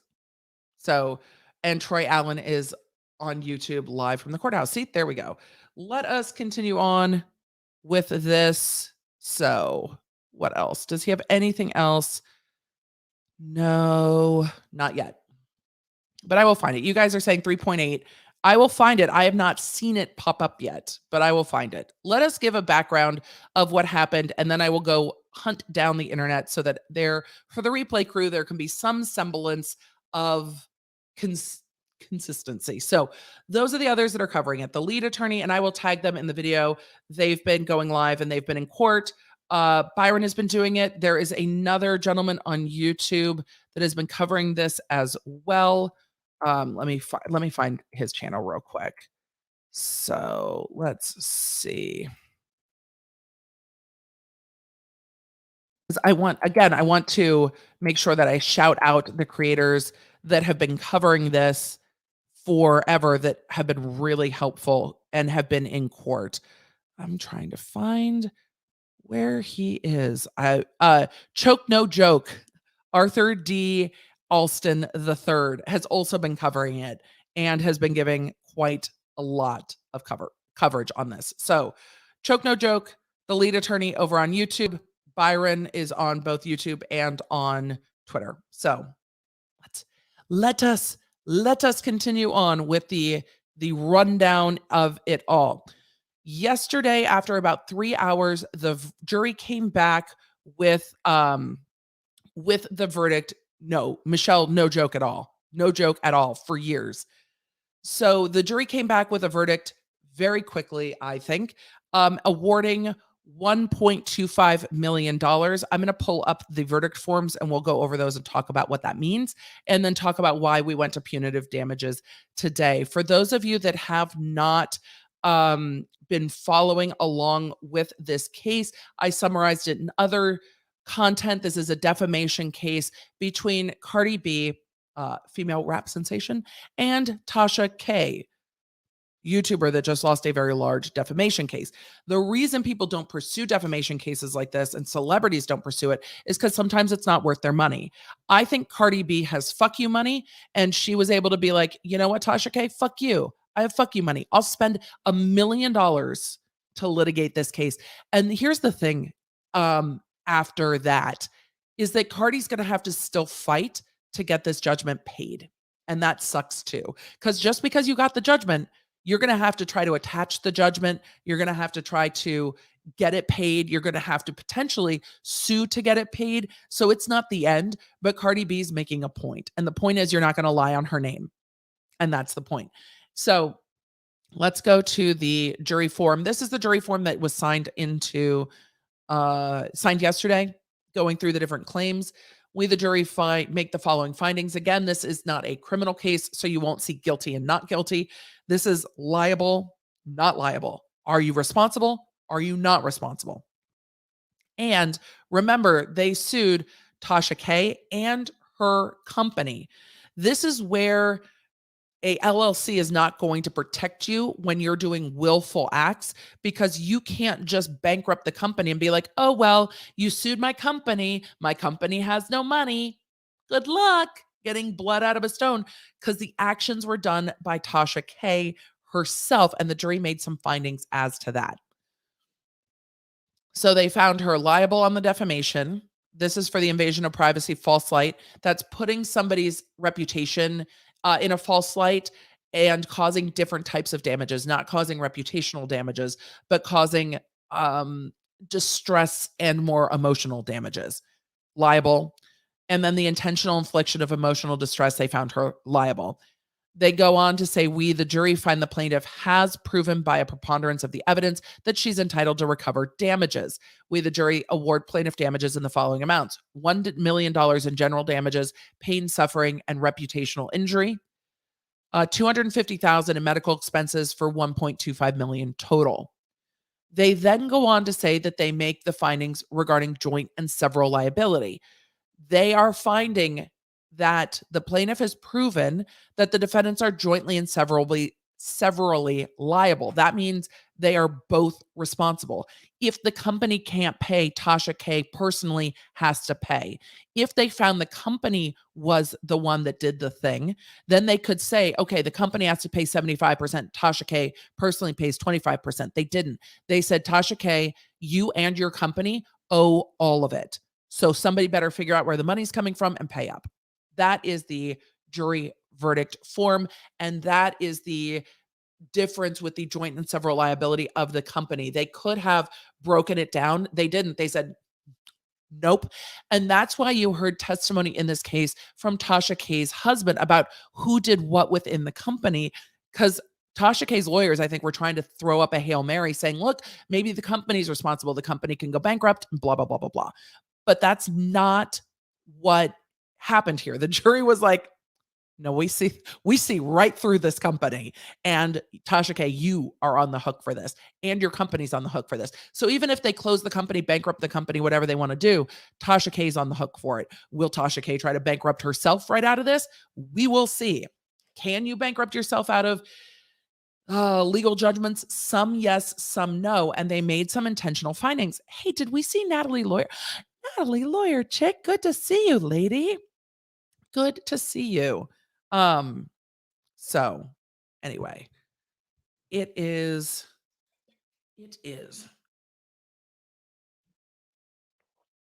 Let us go and see what else we have. So that is the verdict form. Let's go through the minute order real quick, and then I will go track down the ruling on the punitive damages and see if it's up on Pacer yet. Not optimistic about that. So this is the minute order from yesterday.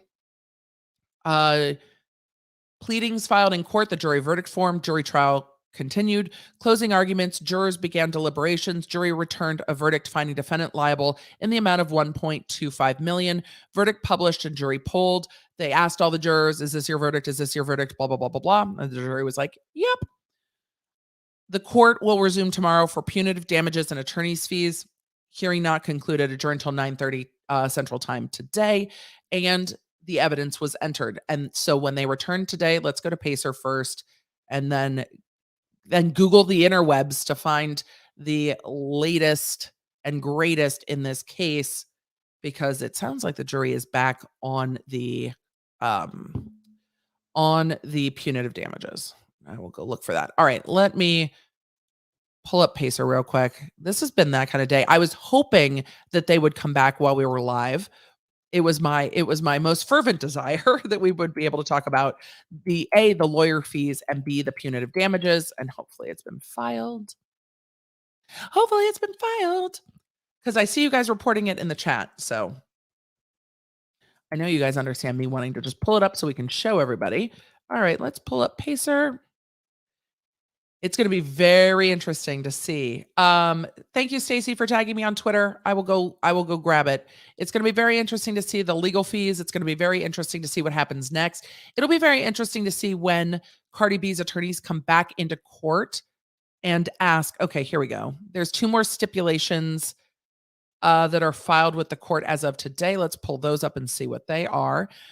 It'll be very interesting to see if Cardi B's attorneys go for an injunction against Tasha K.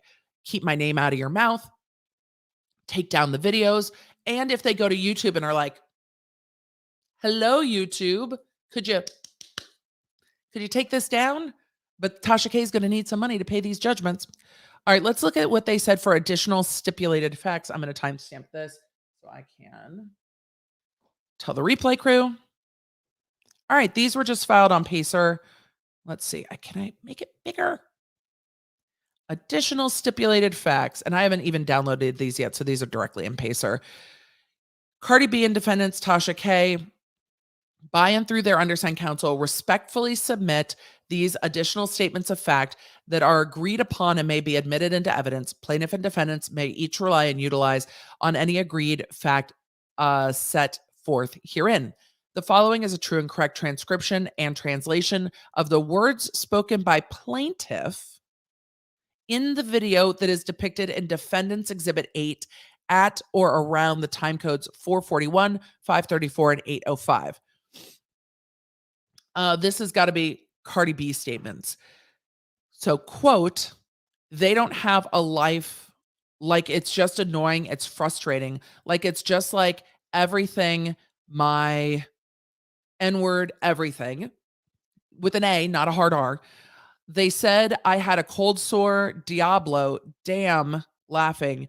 These people are crazy. They say whatever. They say any fucking dumb shit. I bet they won't take the time to go to YouTube and look up Cardi B videos and see that my shit has been looking the same forever. I bet they won't go on Google and see that I have a birthmark here all my life and how my lip always been brown around here.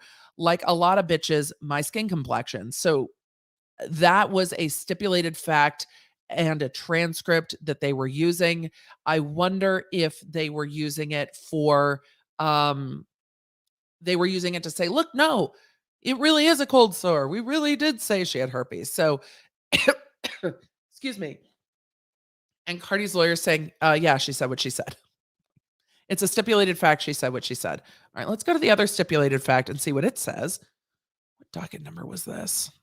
This was docket 200. You know, it's interesting to see some of these cases go by in so many docket numbers. I think we got to almost 200 docket numbers in the Toddy Westbrook defamation suit in Washington with a YouTuber. And I think we got close and they not even came close to trial. This is 200 documents at the end of trial, which shows you the differences in litigation sometimes when there's a lot of very active pre-litigation. All right, let's see what this other stipulation says. So, let us see. Additional stipulated facts about the attorney's fees. Whoopee! Let's make this bigger.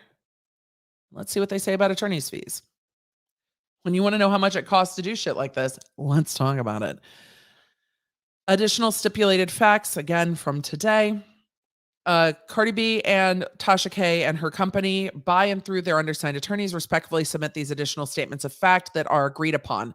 Plaintiff's attorneys' fees and expenses in this action through January 25th, 2022 are $1.3 million and are reasonable. That is the court telling the jury, this is the amount of lawyers' fees. Do not question whether it's reasonable or not, and then you can decide how much she's awarded. So, I think this is docket 201, and I will refresh and see. So that is why this matters. This is why when we talk about defamation cases and how expensive they can be, why a lot of people are like, I can't fight that.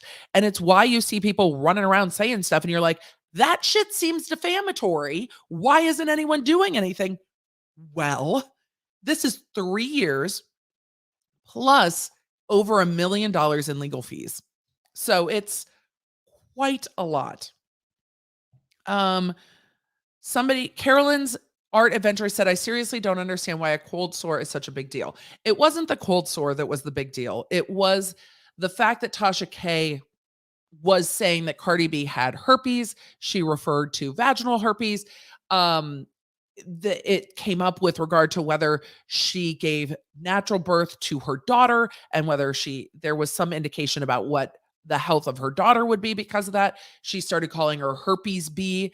And under defamation per se, and we talk about this tomorrow in the podcast as well, accusing someone of having a contagious or communicable disease can fall under defamation per se. And we in Wyoming, that is the case. It is a under the restatement of torts, it is quite common that it is promiscuity can fall under defamation per se, accusing of someone of a crime, accusing someone of like business credibility. There's another way that it's phrased. I'm blanking on at the moment. Communicable disease, and there's one other one. I'll just pull that up real quick because I will read you the list of the things that are normally there. Because let's see. I'm going to my list of defamation per se. Professional ethics. That should have come to forefront of mind. We were just talking about Girardi. Professional ethics, criminality, promiscuity, and acquisition of a contagious disease. Those are the general ones. So accusing someone of committing crimes, saying that like saying somebody's a fraud or, things like that can go to that professional ethics. Each state has their own defamation per se, but this is kind of the model standard of defamation per se. So that's why it's such a big deal, because it can be. Yes, there were more statements that were made, and there absolutely were more statements that were made. So Trish could sue Gabby for the rumor that she spread about Trish having herpes. If that is a false statement, which assuming that it is, if that is a false statement, then yes. And if Trish wants to spend the money to do it, then yes. A lot of people say that is a false statement and I don't want to spend the money to do it. I don't want to take the time and the stress and deal with it for years and years and years. Well, personally, I don't look down upon people. If somebody's like, somebody has herpes, I'm like, but what I feel about it and me feeling like it's a big deal or not a big deal is not my decision to make. It's not my judgment to make. It's the person who it's being said about. It's their judgment to make. And it's their judgment to decide if that is something that they will or will not tolerate, especially because it became so heated. And then people were questioning her as a mother and questioning her if she gave birth to her kid, did she transmit it to her kid, and all these other things. It caused her a substantial amount of emotional distress. And it's not my place or any of our places to say, oh, well, that shouldn't cause you distress. It caused her distress. I got made fun of for the way my voice sounded in junior high. In junior high, it caused junior high me quite a deep amount of distress. That might not have caused somebody else as much distress, but it was distressing to me. So what's distressing to Cardi B is up for her to decide. And it was deeply distressing to her. And with that, I got a lot of questions about, well, Cardi B has said these other things. Like, look at all these other things that Cardi B has said. Okay. None of that really comes up in this case. If a party has defamed someone and then is defamed, they are two different things unless it is between the same parties. If it's between the same parties, then it will just be countersuits and round we go. And the jury might be like, you defamed them, you defamed you, no one gets damages, y'all get the fuck out. But if Cardi B has said awful shit about somebody else, over here, that has nothing to do with this lawsuit. So just because somebody has defamed others doesn't mean they can't sue for defamation, if that helps. Because I saw that being asked quite a bit, and I just wanted to clarify that. It doesn't matter. And it doesn't matter if people might not like Cardi B and be like, yeah, well, her music's this, her music's that. She still has a right to protect her reputation. And as a professional recording artist, her music persona shouldn't really be held against her in this, though it can be. A jury gets to decide that. So let me do a quick googly noodly on an article that maybe hopefully has this breakdown of fees, because they're not in Pacer yet. Watch as we get to the end of questions, they show up in Pacer, and the replay crew is gonna be like, "Do I have to jump all over the place?" And I'll be like, "Yes, jump around, jump around, jump up and get down. Jump, jump, jump." Those of you that are in the chat going, "I don't remember who House of Pain is." It's okay. I forgive you. You're younger than I am. That's all right. So, let us I don't see let's see. Cardi B punitive damages. Come on, y'all. Mm. I got tagged on Twitter. That's right. Let me go to Twitter. Let's go to the Twitter, the fastest news source. The fastest news source on the internet is Twitter.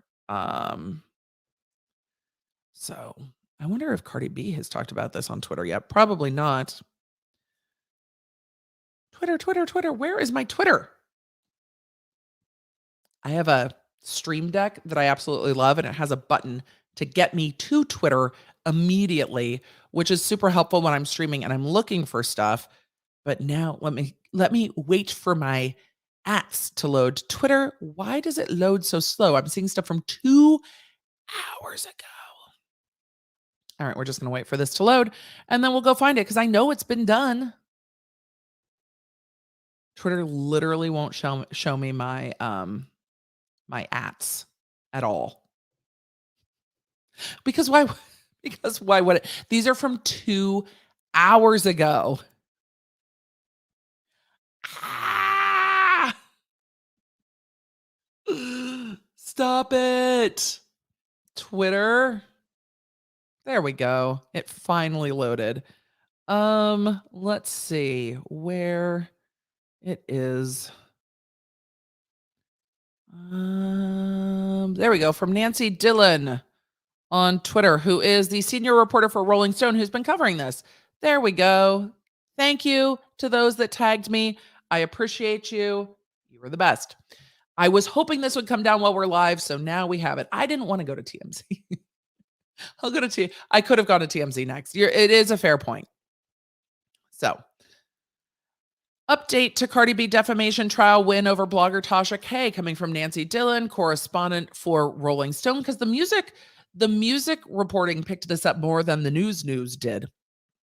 But YouTube's been on it. I mean, the first time I ever heard about this case, then we'll get to this. The first time I ever heard about this case, I was talking to Camille's Corner about Kanye West. And she was like, "Have you heard about what's going on with Cardi B and Tasha K?" And I was like, "Wait, what?" And that was September 2020. And she had been covering it for ages before then. So there are so many YouTube channels that have been covering this. I really, when I was covering the Tati stuff, didn't want any beef with Tasha K at all. I just wanted to cover the documents and waited until we were getting all of the getting ready and getting closer to court, because I also don't watch Tasha K's content. So I was like, I don't know what Tasha K has said, what she hasn't said. And it was just, yeah, I just. Summer, you like, I found you because of Camille. I think Camille's great. I know Camille's back after a hiatus. It's been nice seeing her back covering this because she covered it for so long. So, Georgia federal court jury awarded her every penny of requested expenses and attorney's fees. $1,338,000, $753.47, and another $1.5 million in punitive damages, $1 million against Tasha K and $500 against her company, which definitely tells you that they felt that Tasha K needed to be checked, and they checked her with $1 million. They were like, check, stop. This is not okay. Cardi B's statement: after almost 4 years of repeated libel and slander against me, being able to walk away from this victorious brings me great happiness. I'm grateful for the jury and their careful deliberation over the past 2 weeks. During this trial, all of you have learned about the darkest time in my life. That moment in time was fueled by the vile, disgusting, and completely false narratives that were repeatedly and relentlessly being shared online. I thought I would never be heard or vindicated. And that is that. So This is from yesterday. Courtroom source says rapper appeared elated and hugged her lawyers after jury exit. Of course she did. This has been years and years and years of fighting and online harassment. And some people are like, "Oh, well, you're a celebrity, let it go. They're just a YouTuber." But how it feels to her is what matters the most. So when the forms come out and are on Pacer, I will share them on social media. This ends up being what? 1.3 plus 1.5 plus 1.25 gets us to that 3.8 number. It's a lot of money for Tasha K. I think Cardi's lawyers will probably ask the court for a hearing date on an injunction to issue an injunction against the statements on social media and have them taken down. So you guys are asking, wait, this plus this. So it's 1.3 million for lawyers' fees. 1,338,753 and 47 cents for lawyers' fees, plus 1.5 million in punitive damages, plus 1.25 million in general damages. So that is a total in the 3.8-ish million dollar range. And that is how we get there to, 1.8, whatever. 3.8. Niles did it. 3,863,751 and 46 cents. Is that 46 or 47 cents? And 47 cents. So this is not done. We will see Cardi B's lawyers probably having to fight to recover damages, right? So now they have a judgment for damages, but a judgment is not a blank check. I hope that this is not a protracted fight to get damages, but oftentimes you will see the damages also get interest. So if they are not being paid, interest can start to accrue, and we will see what that happens when it comes down. Was she ordered to take down her videos? I don't know yet. The judge can do that, but they might want to have a hearing on an injunction.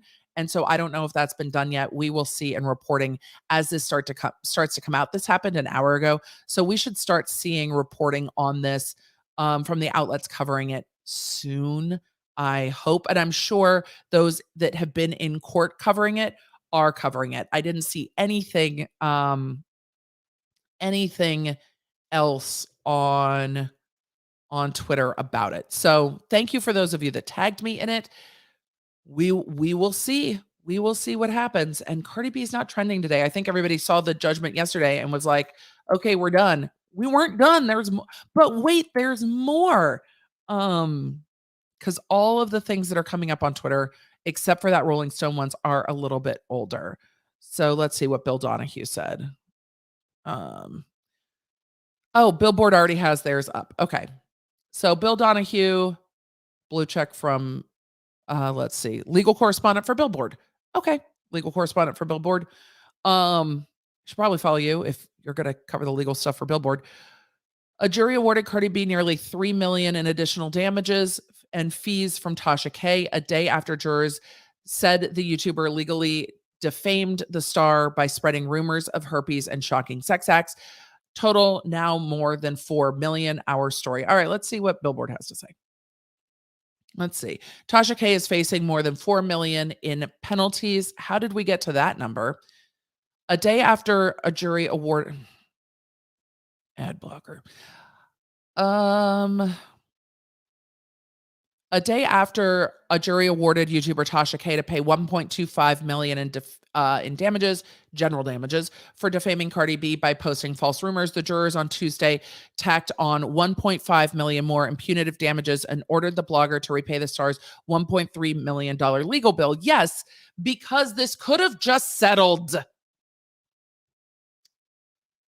Tasha K, whose real name is Latasha Kebe, and her company are now facing more than $4 million in penalties after jurors issued a verdict on Monday that fully sided with the accusations that she waged a malicious campaign to hurt Cardi B's reputation by posting false claims on the internet, including that the star contracted herpes and performed debasing sex acts with a beer bottle. I covered that when I covered the motions to dismiss. Camille's Corner just posted a video of Cardi on Instagram. I'll go look for sure, because if Cardi posted an Instagram video, we'll go check. At the time of publishing, a formal verdict had not yet been filed in court. Thank you for publishing, though. At my time of publishing, that hasn't happened either. But we're going to answer questions and maybe we'll just talk long enough that it'll happen.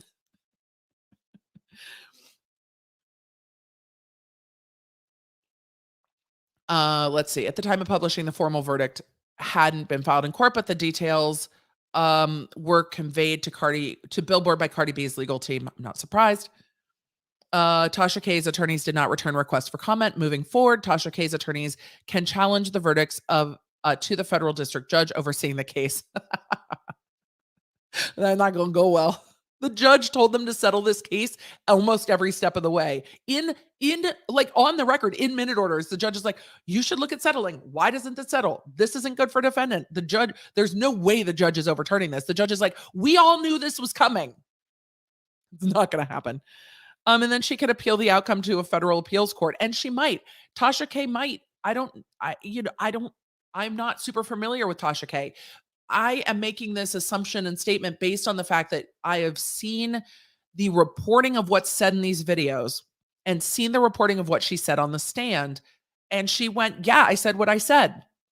What? She might fight this to the federal appeals court saying, at least the money will go to my legal fees and not go to Cardi B. That could happen. Maybe it's the time when we just, lay down and say we've been defeated, but maybe not. She fought this all the way to trial, and that was highly ill-advised, which everybody knew looking at this. And Natalie Lawyer Chick played it when we were live streaming, but she has a video where she breaks down some of the video clips of Tasha K saying these things. And it's really good the way she cut in the different statements. If you want to see that, that is on her channel. So let's see. Cardi B sued Tasha K in 2019 over dozens of videos that contain shocking claims about the rapper, including that Cardi B effed herself with beer bottles on effing stripper stages, had herpes, was a prostitute, cheated on her husband, and had done hard drugs.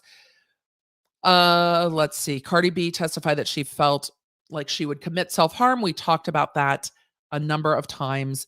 On Monday, jurors held Tasha K liable on all 3 counts. We covered that, and we covered the damages. All right. The jury awarded Tasha K to reimburse Cardi B for the money she spent to bring the lawsuit. Another remedy typically available only in exceptional circumstances. They awarded 1.338, which is the full amount sought by the attorneys. Yeah, I think the jury was like, we're done. We're done. We're done. We're done. We're done. We're done. So, hello, Cherie. Tasha K claims she has a lot of money coming in through contracts with her studio. It might be tight for her over the next few years, but I think she'll be fine in 5 to 10. I mean, hopefully she pays it and learns the lesson. So we will see. Or she'll continue fighting it and she will spend a lot of money on legal fees and lose those too. There is nothing to fight here based on all the reporting I've seen and all the reports coming out of court. There's no grounds to fight it. It's not like, oh, these lawyers admitted this and they couldn't. Oh, this happened and it couldn't. I don't see any of that. So now we know. I don't know how they got quite to 4 million. Let's see, 1.5 million in punitive damages, 1.38 in legal fees, and 1.25 in actual damages. So 3.84. I mean, at some point it's like, well, we're a couple 100,000 short here or there. Crazy, crazy, crazy. But it seems that some have asked me if this is going to be precedent setting for YouTube. I don't think so, because the defamation's so egregious. I think it's a warning to people to not defame other people, but that's always been the case. What the platform does, what YouTube does, because this went on its platform, what YouTube does will be interesting from here. And I want to see what YouTube does. The same way people call out Bravo, people should be calling out YouTube and being like, YouTube, these videos are on your platform. And just like Bravo, the network, Bravo's profiting from the Real Housewives being on its network through ad revenue, through views. YouTube's profiting from the views on these videos. We haven't seen that Tasha K's channel's been demonetized. So YouTube has also profited off of this. So we'll see. We'll see what happens next. I will be interested to see what YouTube chooses to do. I don't think it's going to change things for most creators. Most creators don't defame people. Creators that make up wild shit, make up stories, don't have sources, and defame people, then that's a problem. And I don't think that that's what Tasha K does in all of her content, but in this content, um, it crossed the line. And there's a difference. If Tasha K had the interview that she had with Star Marie Jones on and said, Star Marie Jones said this in an interview, then Tasha K becomes more of a publisher saying, look, I'm not repeating what she said. This is what she said. And that puts her in a much better position in a defamation suit. She's not making the claims. She's saying this person said this, and that's not how this content went down. That is how things went down with Ethan Klein and Ryan Kavanaugh. Ethan Klein saying, look, Ryan Kavanaugh's business partner said this in a court document. They said that. I'm not saying it. They said it. That is different than saying, I am the speaker and I, the speaker, am saying this. And that seems to be what happened in the content from Tasha K. So those who create content need to know the boundaries of these things, which is where you get this divergence of people saying they're journalists when they're not. And we saw that come up in this case. You get Tasha K telling her audience, I'm a journalist, these are facts. And that makes this defamation suit a lot easier to prove versus other creators who say, look, I'm not a journalist. This is my opinion. This is what I'm reading here. This is what I'm reading here. This is what I think about it. Those two types of content are very different. And saying, as Tasha K did, I've got sources. I know this. I know that. I'm an investigative, I'm a journalist. She didn't say investigative journalist. I'm a journalist. These are facts. Very different than, like channels like Peter Mon and Adam McIntyre. So this person said this on Twitter and these are the comments. And what do you think about that? And I think this, and it seems like that person maybe needs to take a break. Opinion is very different than calling somebody herpes B. So with all of that, this is a lot of money and we'll see where it goes from here. This is not done. I'm sure the media is like, okay, we're done. This is not done. So I will keep checking back in with court to see what happens. I am looking for, does Cardi B go for an injunction and try to have YouTube ordered to remove the videos, which they can do? Does Cardi B have to keep filing court orders to try to get their judgment paid? While we're talking about the Girardi case, this is what happened with the Rui Gomez family. The Rui Gomez family got a judgment for $12+ million. Their attorney was Tom Girardi. After they got the judgment, it went to their attorney and the attorney did not pay them. Then they had to go get another attorney and sue Tom Girardi. So this is the part where now we are in an analogous situation. They had to sue Tom Girardi. They won that because they settled and stipulated for the $11 million+ that they were owed. Tom Girardi paid once and then didn't continue to pay. Then they had to continue to go to court and say, he's not paying. So they had to sue the people who caused the harm, the gas line explosion. Then they had to sue their attorney. Then they had to go back to court to try to enforce the judgment. Then they had to get an attorney to take out liens on everything. So they attached the judgment to the personal property. So if the house gets sold, I get that. If this gets sold, I get that. And I imagine this is what Cardi B's attorneys will be doing, is taking this judgment and attaching it and filing on all the property that they can find. They probably already know what property exists and where it is, because they would have done that shortly after they took this case so that they could keep an eye on whether those properties had been sold or not. So they will start attaching those things. They could also try to attach her earnings from other places, saying, hey, YouTube, you need to give us 10, 15, 20% of whatever she makes every month to enforce our judgment. And they can start doing those things to try to get their judgment paid. So it doesn't stop here. You win a judgment, but then you have to keep going to enforce your judgment. How much work Cardi B will have to do to enforce the judgment, I don't know. But this is why it is difficult for people to fight cases like this, because it's fucking expensive and it doesn't end. But Cardi B has fuck you money and she has said fuck you. And it is her right to do so. That is why we are not done covering this case. And that is why I will continue to peek in with this and see what happens, because it is going to be very interesting. to see how this all shakes out. And I want the details. Like if they have to file to enforce the judgment, I want to know. I want to see how they're filing to enforce the judgment. And then I want to go post about this on, social and share the new information. But I'm going to wait until that judgment comes down by the court. And then I'll post the image of the judgment because that's something we didn't get to do today. So anyway, Rachie said, I saw on Twitter, someone said that it's 4 million. Billboard is saying it's 4 million. I mean, I'm not going to, between 3.8 and 4 million. I will sit down with the calculator when I see the official judgment. It's right around there too. So let's get to questions. It's 2:04. Look at me being sort of on time. Let's get to questions. Thank you all for the super chats. I've seen them coming in. I'm going to go get them. And wow, we knew the jury was going to bring some money. It was just a matter of how much. It doesn't feel, I don't know, it feels balanced. It feels appropriate. It doesn't feel outrageous. Like if the jury had come back with like $20 million in punitive damages, you would be like, but really though? And then the judge probably would have reduced the judgment. This feels reasonable. So I didn't say this entire video, and I'm sure my mods have been saying it. A huge thank you to the mods. Mods, you were the best. I didn't say this entire video to like and subscribe. I assume that you're YouTube watchers and you know the things, but sometimes YouTube unsubscribes, so check and like and subscribe.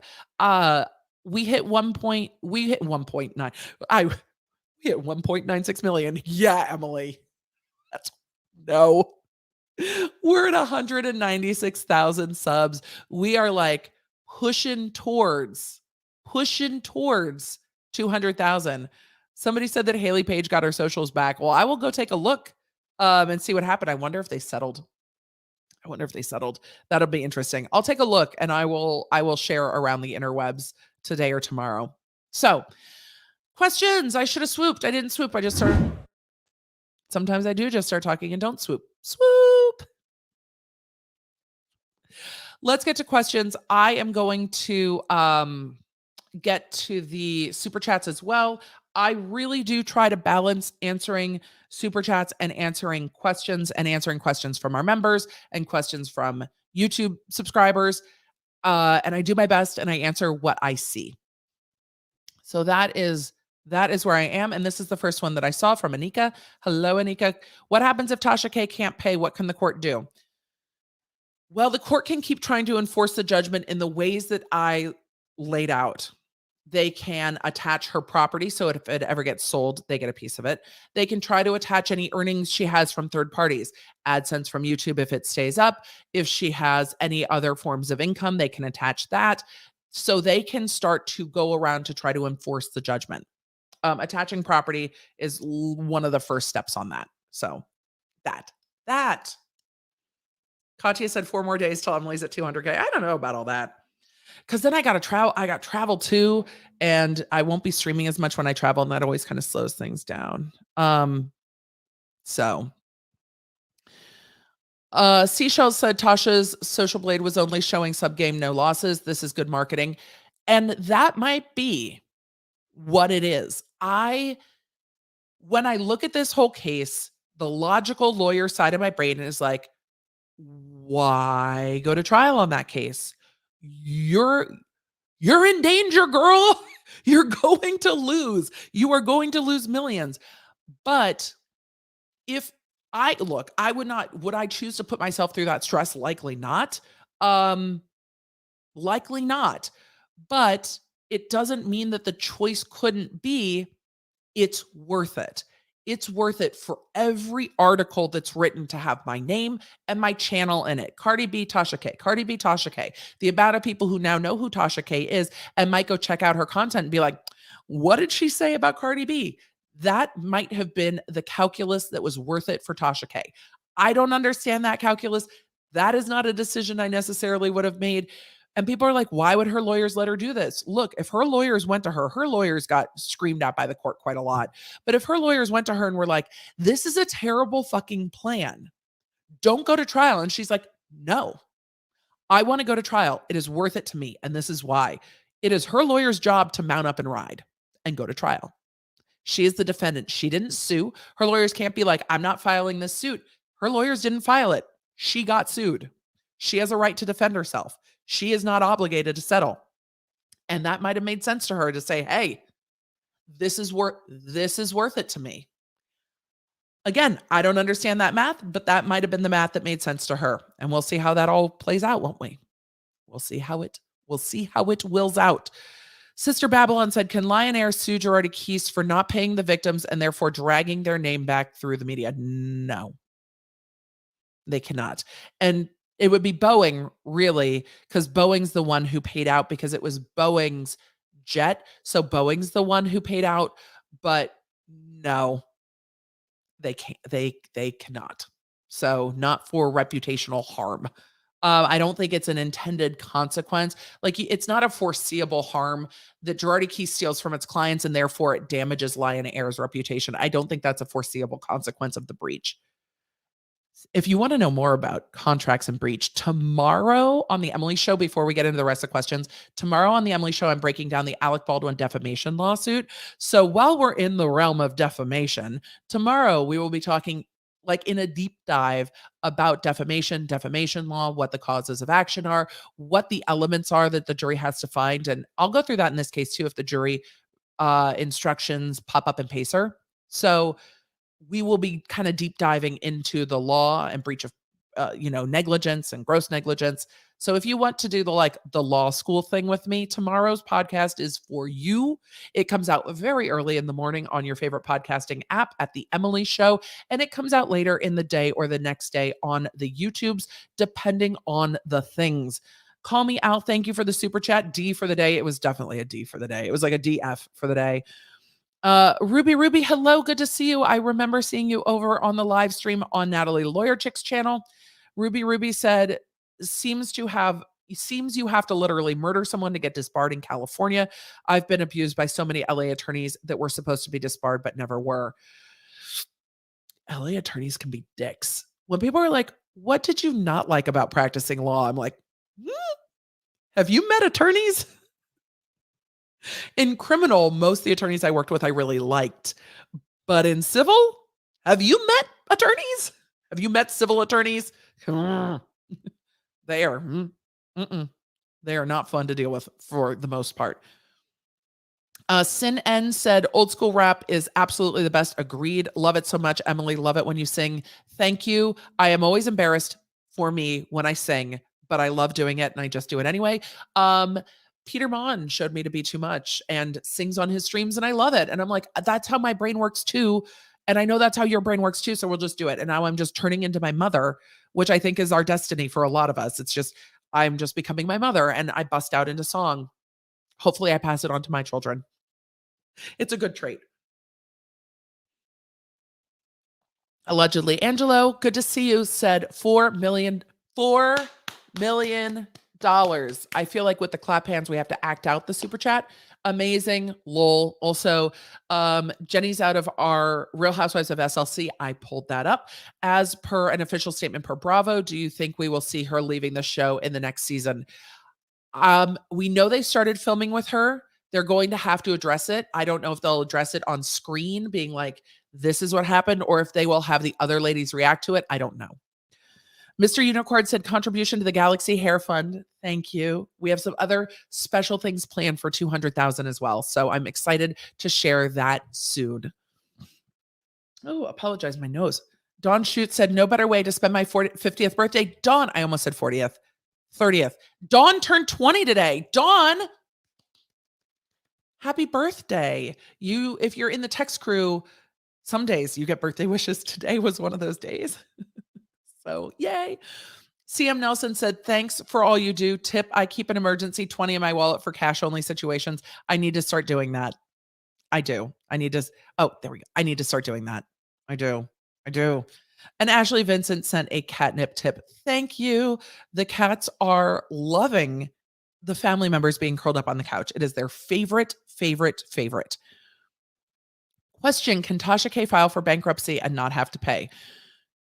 Judgments are something that you can't bankruptcy all the way out of because it's personal, but I think Cardi B's attorneys will probably swoop to attach her properties so that they will, if she goes into bankruptcy, then everything gets liquidated, including a home, and that those funds go to Cardi B. And that's what we're seeing with the bankruptcy in Girardi Keese and Tom Girardi. The Gomez family attached his home. So when the house sells, they're entitled to it because the home is attached by the judgment. So Cardi B's attorneys can do that. But yes, could she try to bankruptcy out of parts of it? Yes.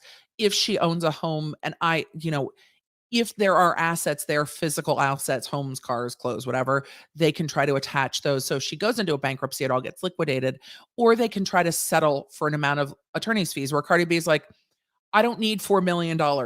What I will accept is this amount of money, a play button, never talk about me again, these kinds of things. So they can settle the case now with regard to attorney's fees, and they can choose to settle for less instead of fighting to track down attorney fees. Cardi B can choose to do that if she wants to. So it's really going to be interesting to see what happens next. Margot said, in all my years of YouTube, I have only become a member to one channel. I think you may be my second. Well, if you choose to be a member here, welcome. We also have memberships on the Patreons at lawnerds.unite.com that has the members only podcast. So that is there too. Is this why she's selling overpriced hair extensions? She's broke. With regard to Erika Girardi, yep. I don't know that for a fact. I suspect we will see more partnerships with businesses that are choosing to work with Erika and that she wants to work with because it will get expensive to be her real quick with this debt. Tasha K has no insurance. Jayne, even if she did, a lot of insurance will not cover willful and intentional acts. And these are willful and intentional torts. These are not accidents. This is not somebody slipping in a store. This is an intentional act. So that is, so even if she did have insurance, it wouldn't cover these kinds of intentional acts. Kaz said, question, it was so egregious and mean-spirited. Didn't Tasha K violate YouTube's guidelines in terms of service? I think she did. Shouldn't she have been removed for bullying? Anyway, in your opinion, how responsible was YouTube in all of this? YouTube's very interesting in the way they choose to take things down off their platform, because part of the argument will be like, well, what if it's proven that these aren't defamatory statements? I still think YouTube's terms of service with regard to bullying could have applied here. How they choose to do that is not very transparent, and that is a problem with YouTube. How they choose to execute and enforce their terms of service is very interesting to me because it truly isn't transparent. I think Cardi B's attorneys can go to YouTube and be like, take it. We think you should take it down. It's violated all your terms of service. Here's our judgment. Here's why. Here's proof that this was harassment because you've got the intentional infliction of emotional distress. Here's proof that your platform was being used for harassment. It violates your terms of service. Will they choose to do that? I don't know. Will they hope to attach her earnings from YouTube? Maybe. Can YouTube take independent action? I'm sure they're aware of this. Yes, they can, because their name's now getting associated with this in the spotlight. And it seems that that's when YouTube takes action. So how responsible? They're not legally responsible. They are a platform publisher. It's what they do next that I'm most interested to see. Can Tasha K end up in prison if she cannot or will not pay? Mia Mo, no, we do not do debtors' prisons in the US in theory. And I say in theory because there are times when you see people who are in custody and can't get out of custody because they can't afford to get out of custody. And there's definitely questions about, well, if you can just pay to get out of custody, then don't we have prisons for people who can't pay to get out of custody on bond or on bail while they're pending charges? That is definitely a question. But generally, as I over-explain, generally, no. Failure to pay a civil judgment cannot land you in jail. It is not a crime. It is a violation of a court order, a civil court order. So no. Question, is there a maximum time period for the judgment can be collected on, or can this money literally come out of her estate when she dies? If it's attached to her estate, yes, it can. This money can come out until it is completely paid. So EHC Bunny said, let's help Emily get to 200K. Sure. Thank you. Larissa said she was offered money by Cardi B to take the videos down. Yeah. Look, I don't understand the choices made. I don't understand the choices made. Sandy said after last night's verdict, I had to go back and watch my videos to understand. Happy Cardi B won. What was said on YouTube was gross. It was. That was insane. Happy she won. I'm happy she won too. Not everyone has the fortitude to stand up for themselves in court. Not everyone has the money to do so. And it's hard. So I'm going to try to get to a few more questions. I talked about Tasha K filing for bankruptcy. I hope that I made that clear. I know I'm behind in the chat because there we go. Dawn is an ageless queen. Mr. Unicorn, that's the best happy birthday ever. I'm going to just start using that instead of telling people happy birthday. I'm going to just be like, you're an ageless queen. Blessings on the day of your birth. That's what we're doing. Joseph said, keep up the great work. Emily, thank you. We are trying to, despite roadblocks and hurdles and yeeting and fuckery. And I have so much, like my list of stuff that I want to get to for Friday is so long. And okay, somebody brought up Hayley Paige. I have to go look on Paige. Like, just bear with me. Mods, it's not a deep dive, I promise. I just want to look and see if a settlement was entered in Pacer. I'm too curious to let it go. And I would just look at this immediately when I got off a stream anyway. So we might as well just look at it on stream together. Oh, did I just exit out of Cardi B's case? Because I'm hoping that judgment will pop up. I'm still like, please, Pacer, please pop up. It might just not be done yet. Let's see. We're going to do this, and then I just want to see if a judgment's been entered in the Hayley Paige case, and that's why she got her socials back. Okay, nothing new on Pacer for Cardi. Pacer is, by the way, the federal court system where you can pull the public documents. And I have not looked at Hayley Paige in ages. They have been going back and forth in deep, thick, like legal litigation. But they could have settled. They could have been like, this is going to cost all of us a fuck ton of money. Let's be done. Let's see. Or they won an appeal. Notice of interlocutory appeal filed by Hayley Gutman. Amended notice filed. Gutman side. Oh, hold on. This just came down today. Let's go to. I'm gonna download that and then I'll just pull it up. She might have won her appeal against the initial injunction. We're gonna have to talk about Hayley Paige. We don't talk about no. United States Court of Appeals for the Second Circuit. This was literally filed today. When was this filed by the Second Circuit? 125. So was this filed in both cases today? It's hard to pull up bigger. It's file stamped in 2 cases. That's why it looks like such a hot mess at the top, because the red case is the appellate case. The blue writing that's over it is this case. And date filed today. Okay. That's today, right? Today is actually the 25th. Chat will tell me if I'm wrong. Cell phone tells me that I'm right. We are correct. Sorry. I got to return a text.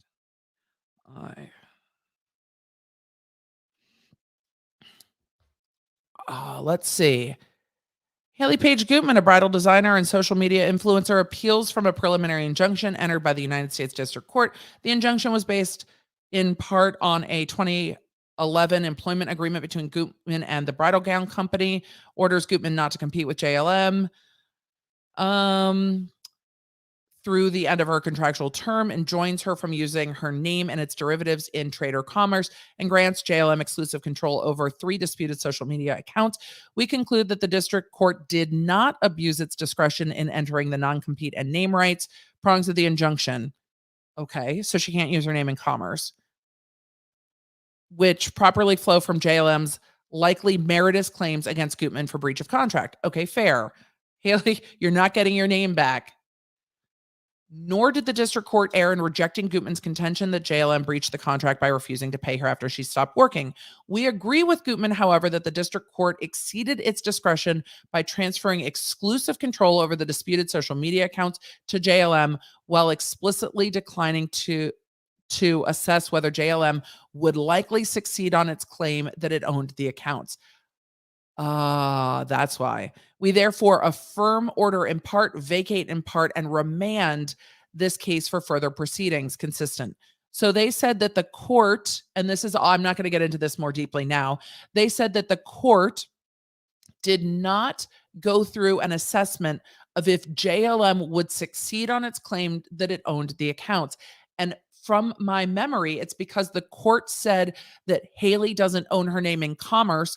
The media accounts are in commerce, and they assessed it that way. They didn't assess those merits. And the appeals court is like, no, you did it wrong. Go back and do it again. So this is being remanded. But I will go through this more deeply. I don't think they will win with regard to the TikTok. The court might take the Instagram away again, which will be interesting to see. So which part did they vacate? Nor did the district court err in rejecting Gutman's contention that JLM breached the contract, refusing to pay her. We agree with Gutman that the district court exceeded its discretion. So they're vacating that part and remanding it. Vacating it means that part of the judgment doesn't stand. Remanding it means that the court now has to decide what to do. Will the court give her back her accounts, or will the court engage in a further assessment?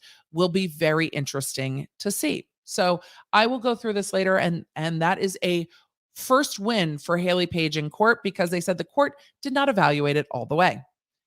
CM Nelson said, not like it will happen, but since you mentioned Tasha's estate, what if Cardi passes? Would Tasha have to pay her estate? I mean, judgments can still be enforced by estates.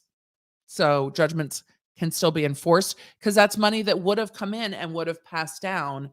So yes, estates can still enforce judgments if they're attached properly. Holly said, I love that Supernatural has a road so far, and Emily does too. Emily loves Supernatural. So that is, I think, road so far is sometimes the best way to say it. So interesting about Hayley Paige. We will see what the court decides to do with that. There will be more to come, but it is a first win. I am sure she is saying she's gotten her socials back. It's not quite that simple because they're asking the court to remand, which means the court has to reassess, but she's not enjoined from having her Instagram, but the court could give them joint ownership, which would be really weird since they're in this litigation dispute. And the court can also say you can't remove anything on the account. But we'll see what happens. Keep your eyes on Hayley Paige's socials to see what comes next from the court. Very, very interesting. And with that, I think we've answered quite a lot of questions. I am getting very hungry. And now I've got to go edit out the part where I got yeeted from my own stream, and that's going to take a while. Okay. And that is it. You guys, we've covered a lot today. And we've covered a lot today. Carry on, my wayward lawyer. That is accurate. It's very, very accurate. It will be interesting to see what comes next. Once the judgments are up, I will post those on Instagram and Twitter at the Emily D. Baker. You saw my brain just stop totally. I will post those with kind of a breakdown of them so we can just see all of it. I will calculate up the exact amount to the 47 cents, just like you guys did here. And that's what I want to see. So yes, if you guys missed the beginning of the stream and want to see me get yeeted, you can go watch it because it's going to take a minute to process out. And the live stream chat will probably get cut, which bums me out. I hate it when that happens, but sometimes you just have to be here live. So tomorrow, new episode of The Emily Show covering the defamation lawsuit against Alec Baldwin. Live stream on Friday. I am still hoping to cover the Duggar motion for new trial, the Maxwell motion for new trial. That might have to be a podcast episode, and the updates to the Toddy Westbrook case. I don't know if we can get to all three of those in one live stream. So, I don't know what's going to happen the rest of this week because every day I'm like, it's more stuff. It also depends on what I'm interested in on Friday, because a lot of how we decide topics is like, I want to talk about this. But the government hasn't filed their response in the Duggar case. that I have seen yet. I have not checked today. And I want to wait and cover them both together because I think it's really helpful looking at both of them together. So I want to see them both together. And that's why. Celine's like, timestamp the yeeting instead of cutting it. I'll go look and see how long it is. I don't think it took that long. So, all right, y'all. Thank you for being here. A huge thank you to the mods. Thank you for being law nerds. We're going to, I love the meme on TikTok and on Instagram. Stay hydrated, mind my business. So we're going to stay hydrated and mind our business over here. Well, no, that's not true. We're not going to mind our business. We're going to mind other people's legal business. We're going to stay hydrated though, because we need to. The only way we look even reasonably alive is because we stay hydrated. So stay hydrated. Take care of yourselves. Thank you for being here. Thank you for having such compassionate, conscientious decisions about difficult things. Today was a bit of a struggle bus. Thank you, Mercury retrograde, for humbling and reminding me that I am not in control, even when I try to be. So we appreciate the universal reminders of we just have to go with it. And that is exactly what my week is going to look like. We're just going to have to go with it. I'm going to have to take a breath. We're going to fluff our aura like Whitney Rose. And then I'm going to go dive into some Bravo gossip. What are y'all going to do the rest of the day? We're going to go dive right into that and wait for these court documents to come up. Follow me on the socials, like and subscribe here. Thank the mods. Do the things. Be amazing. I will see you live on Friday. Come see me on the podcast tomorrow. And it is time to go. Connect with me everywhere. I'm at the Emily D. Baker. If you guys want to join the text, just text Emily.com. If you want to join the channel, lawnerdsunite.com. Happy to have you. Support what we do here on the YouTube.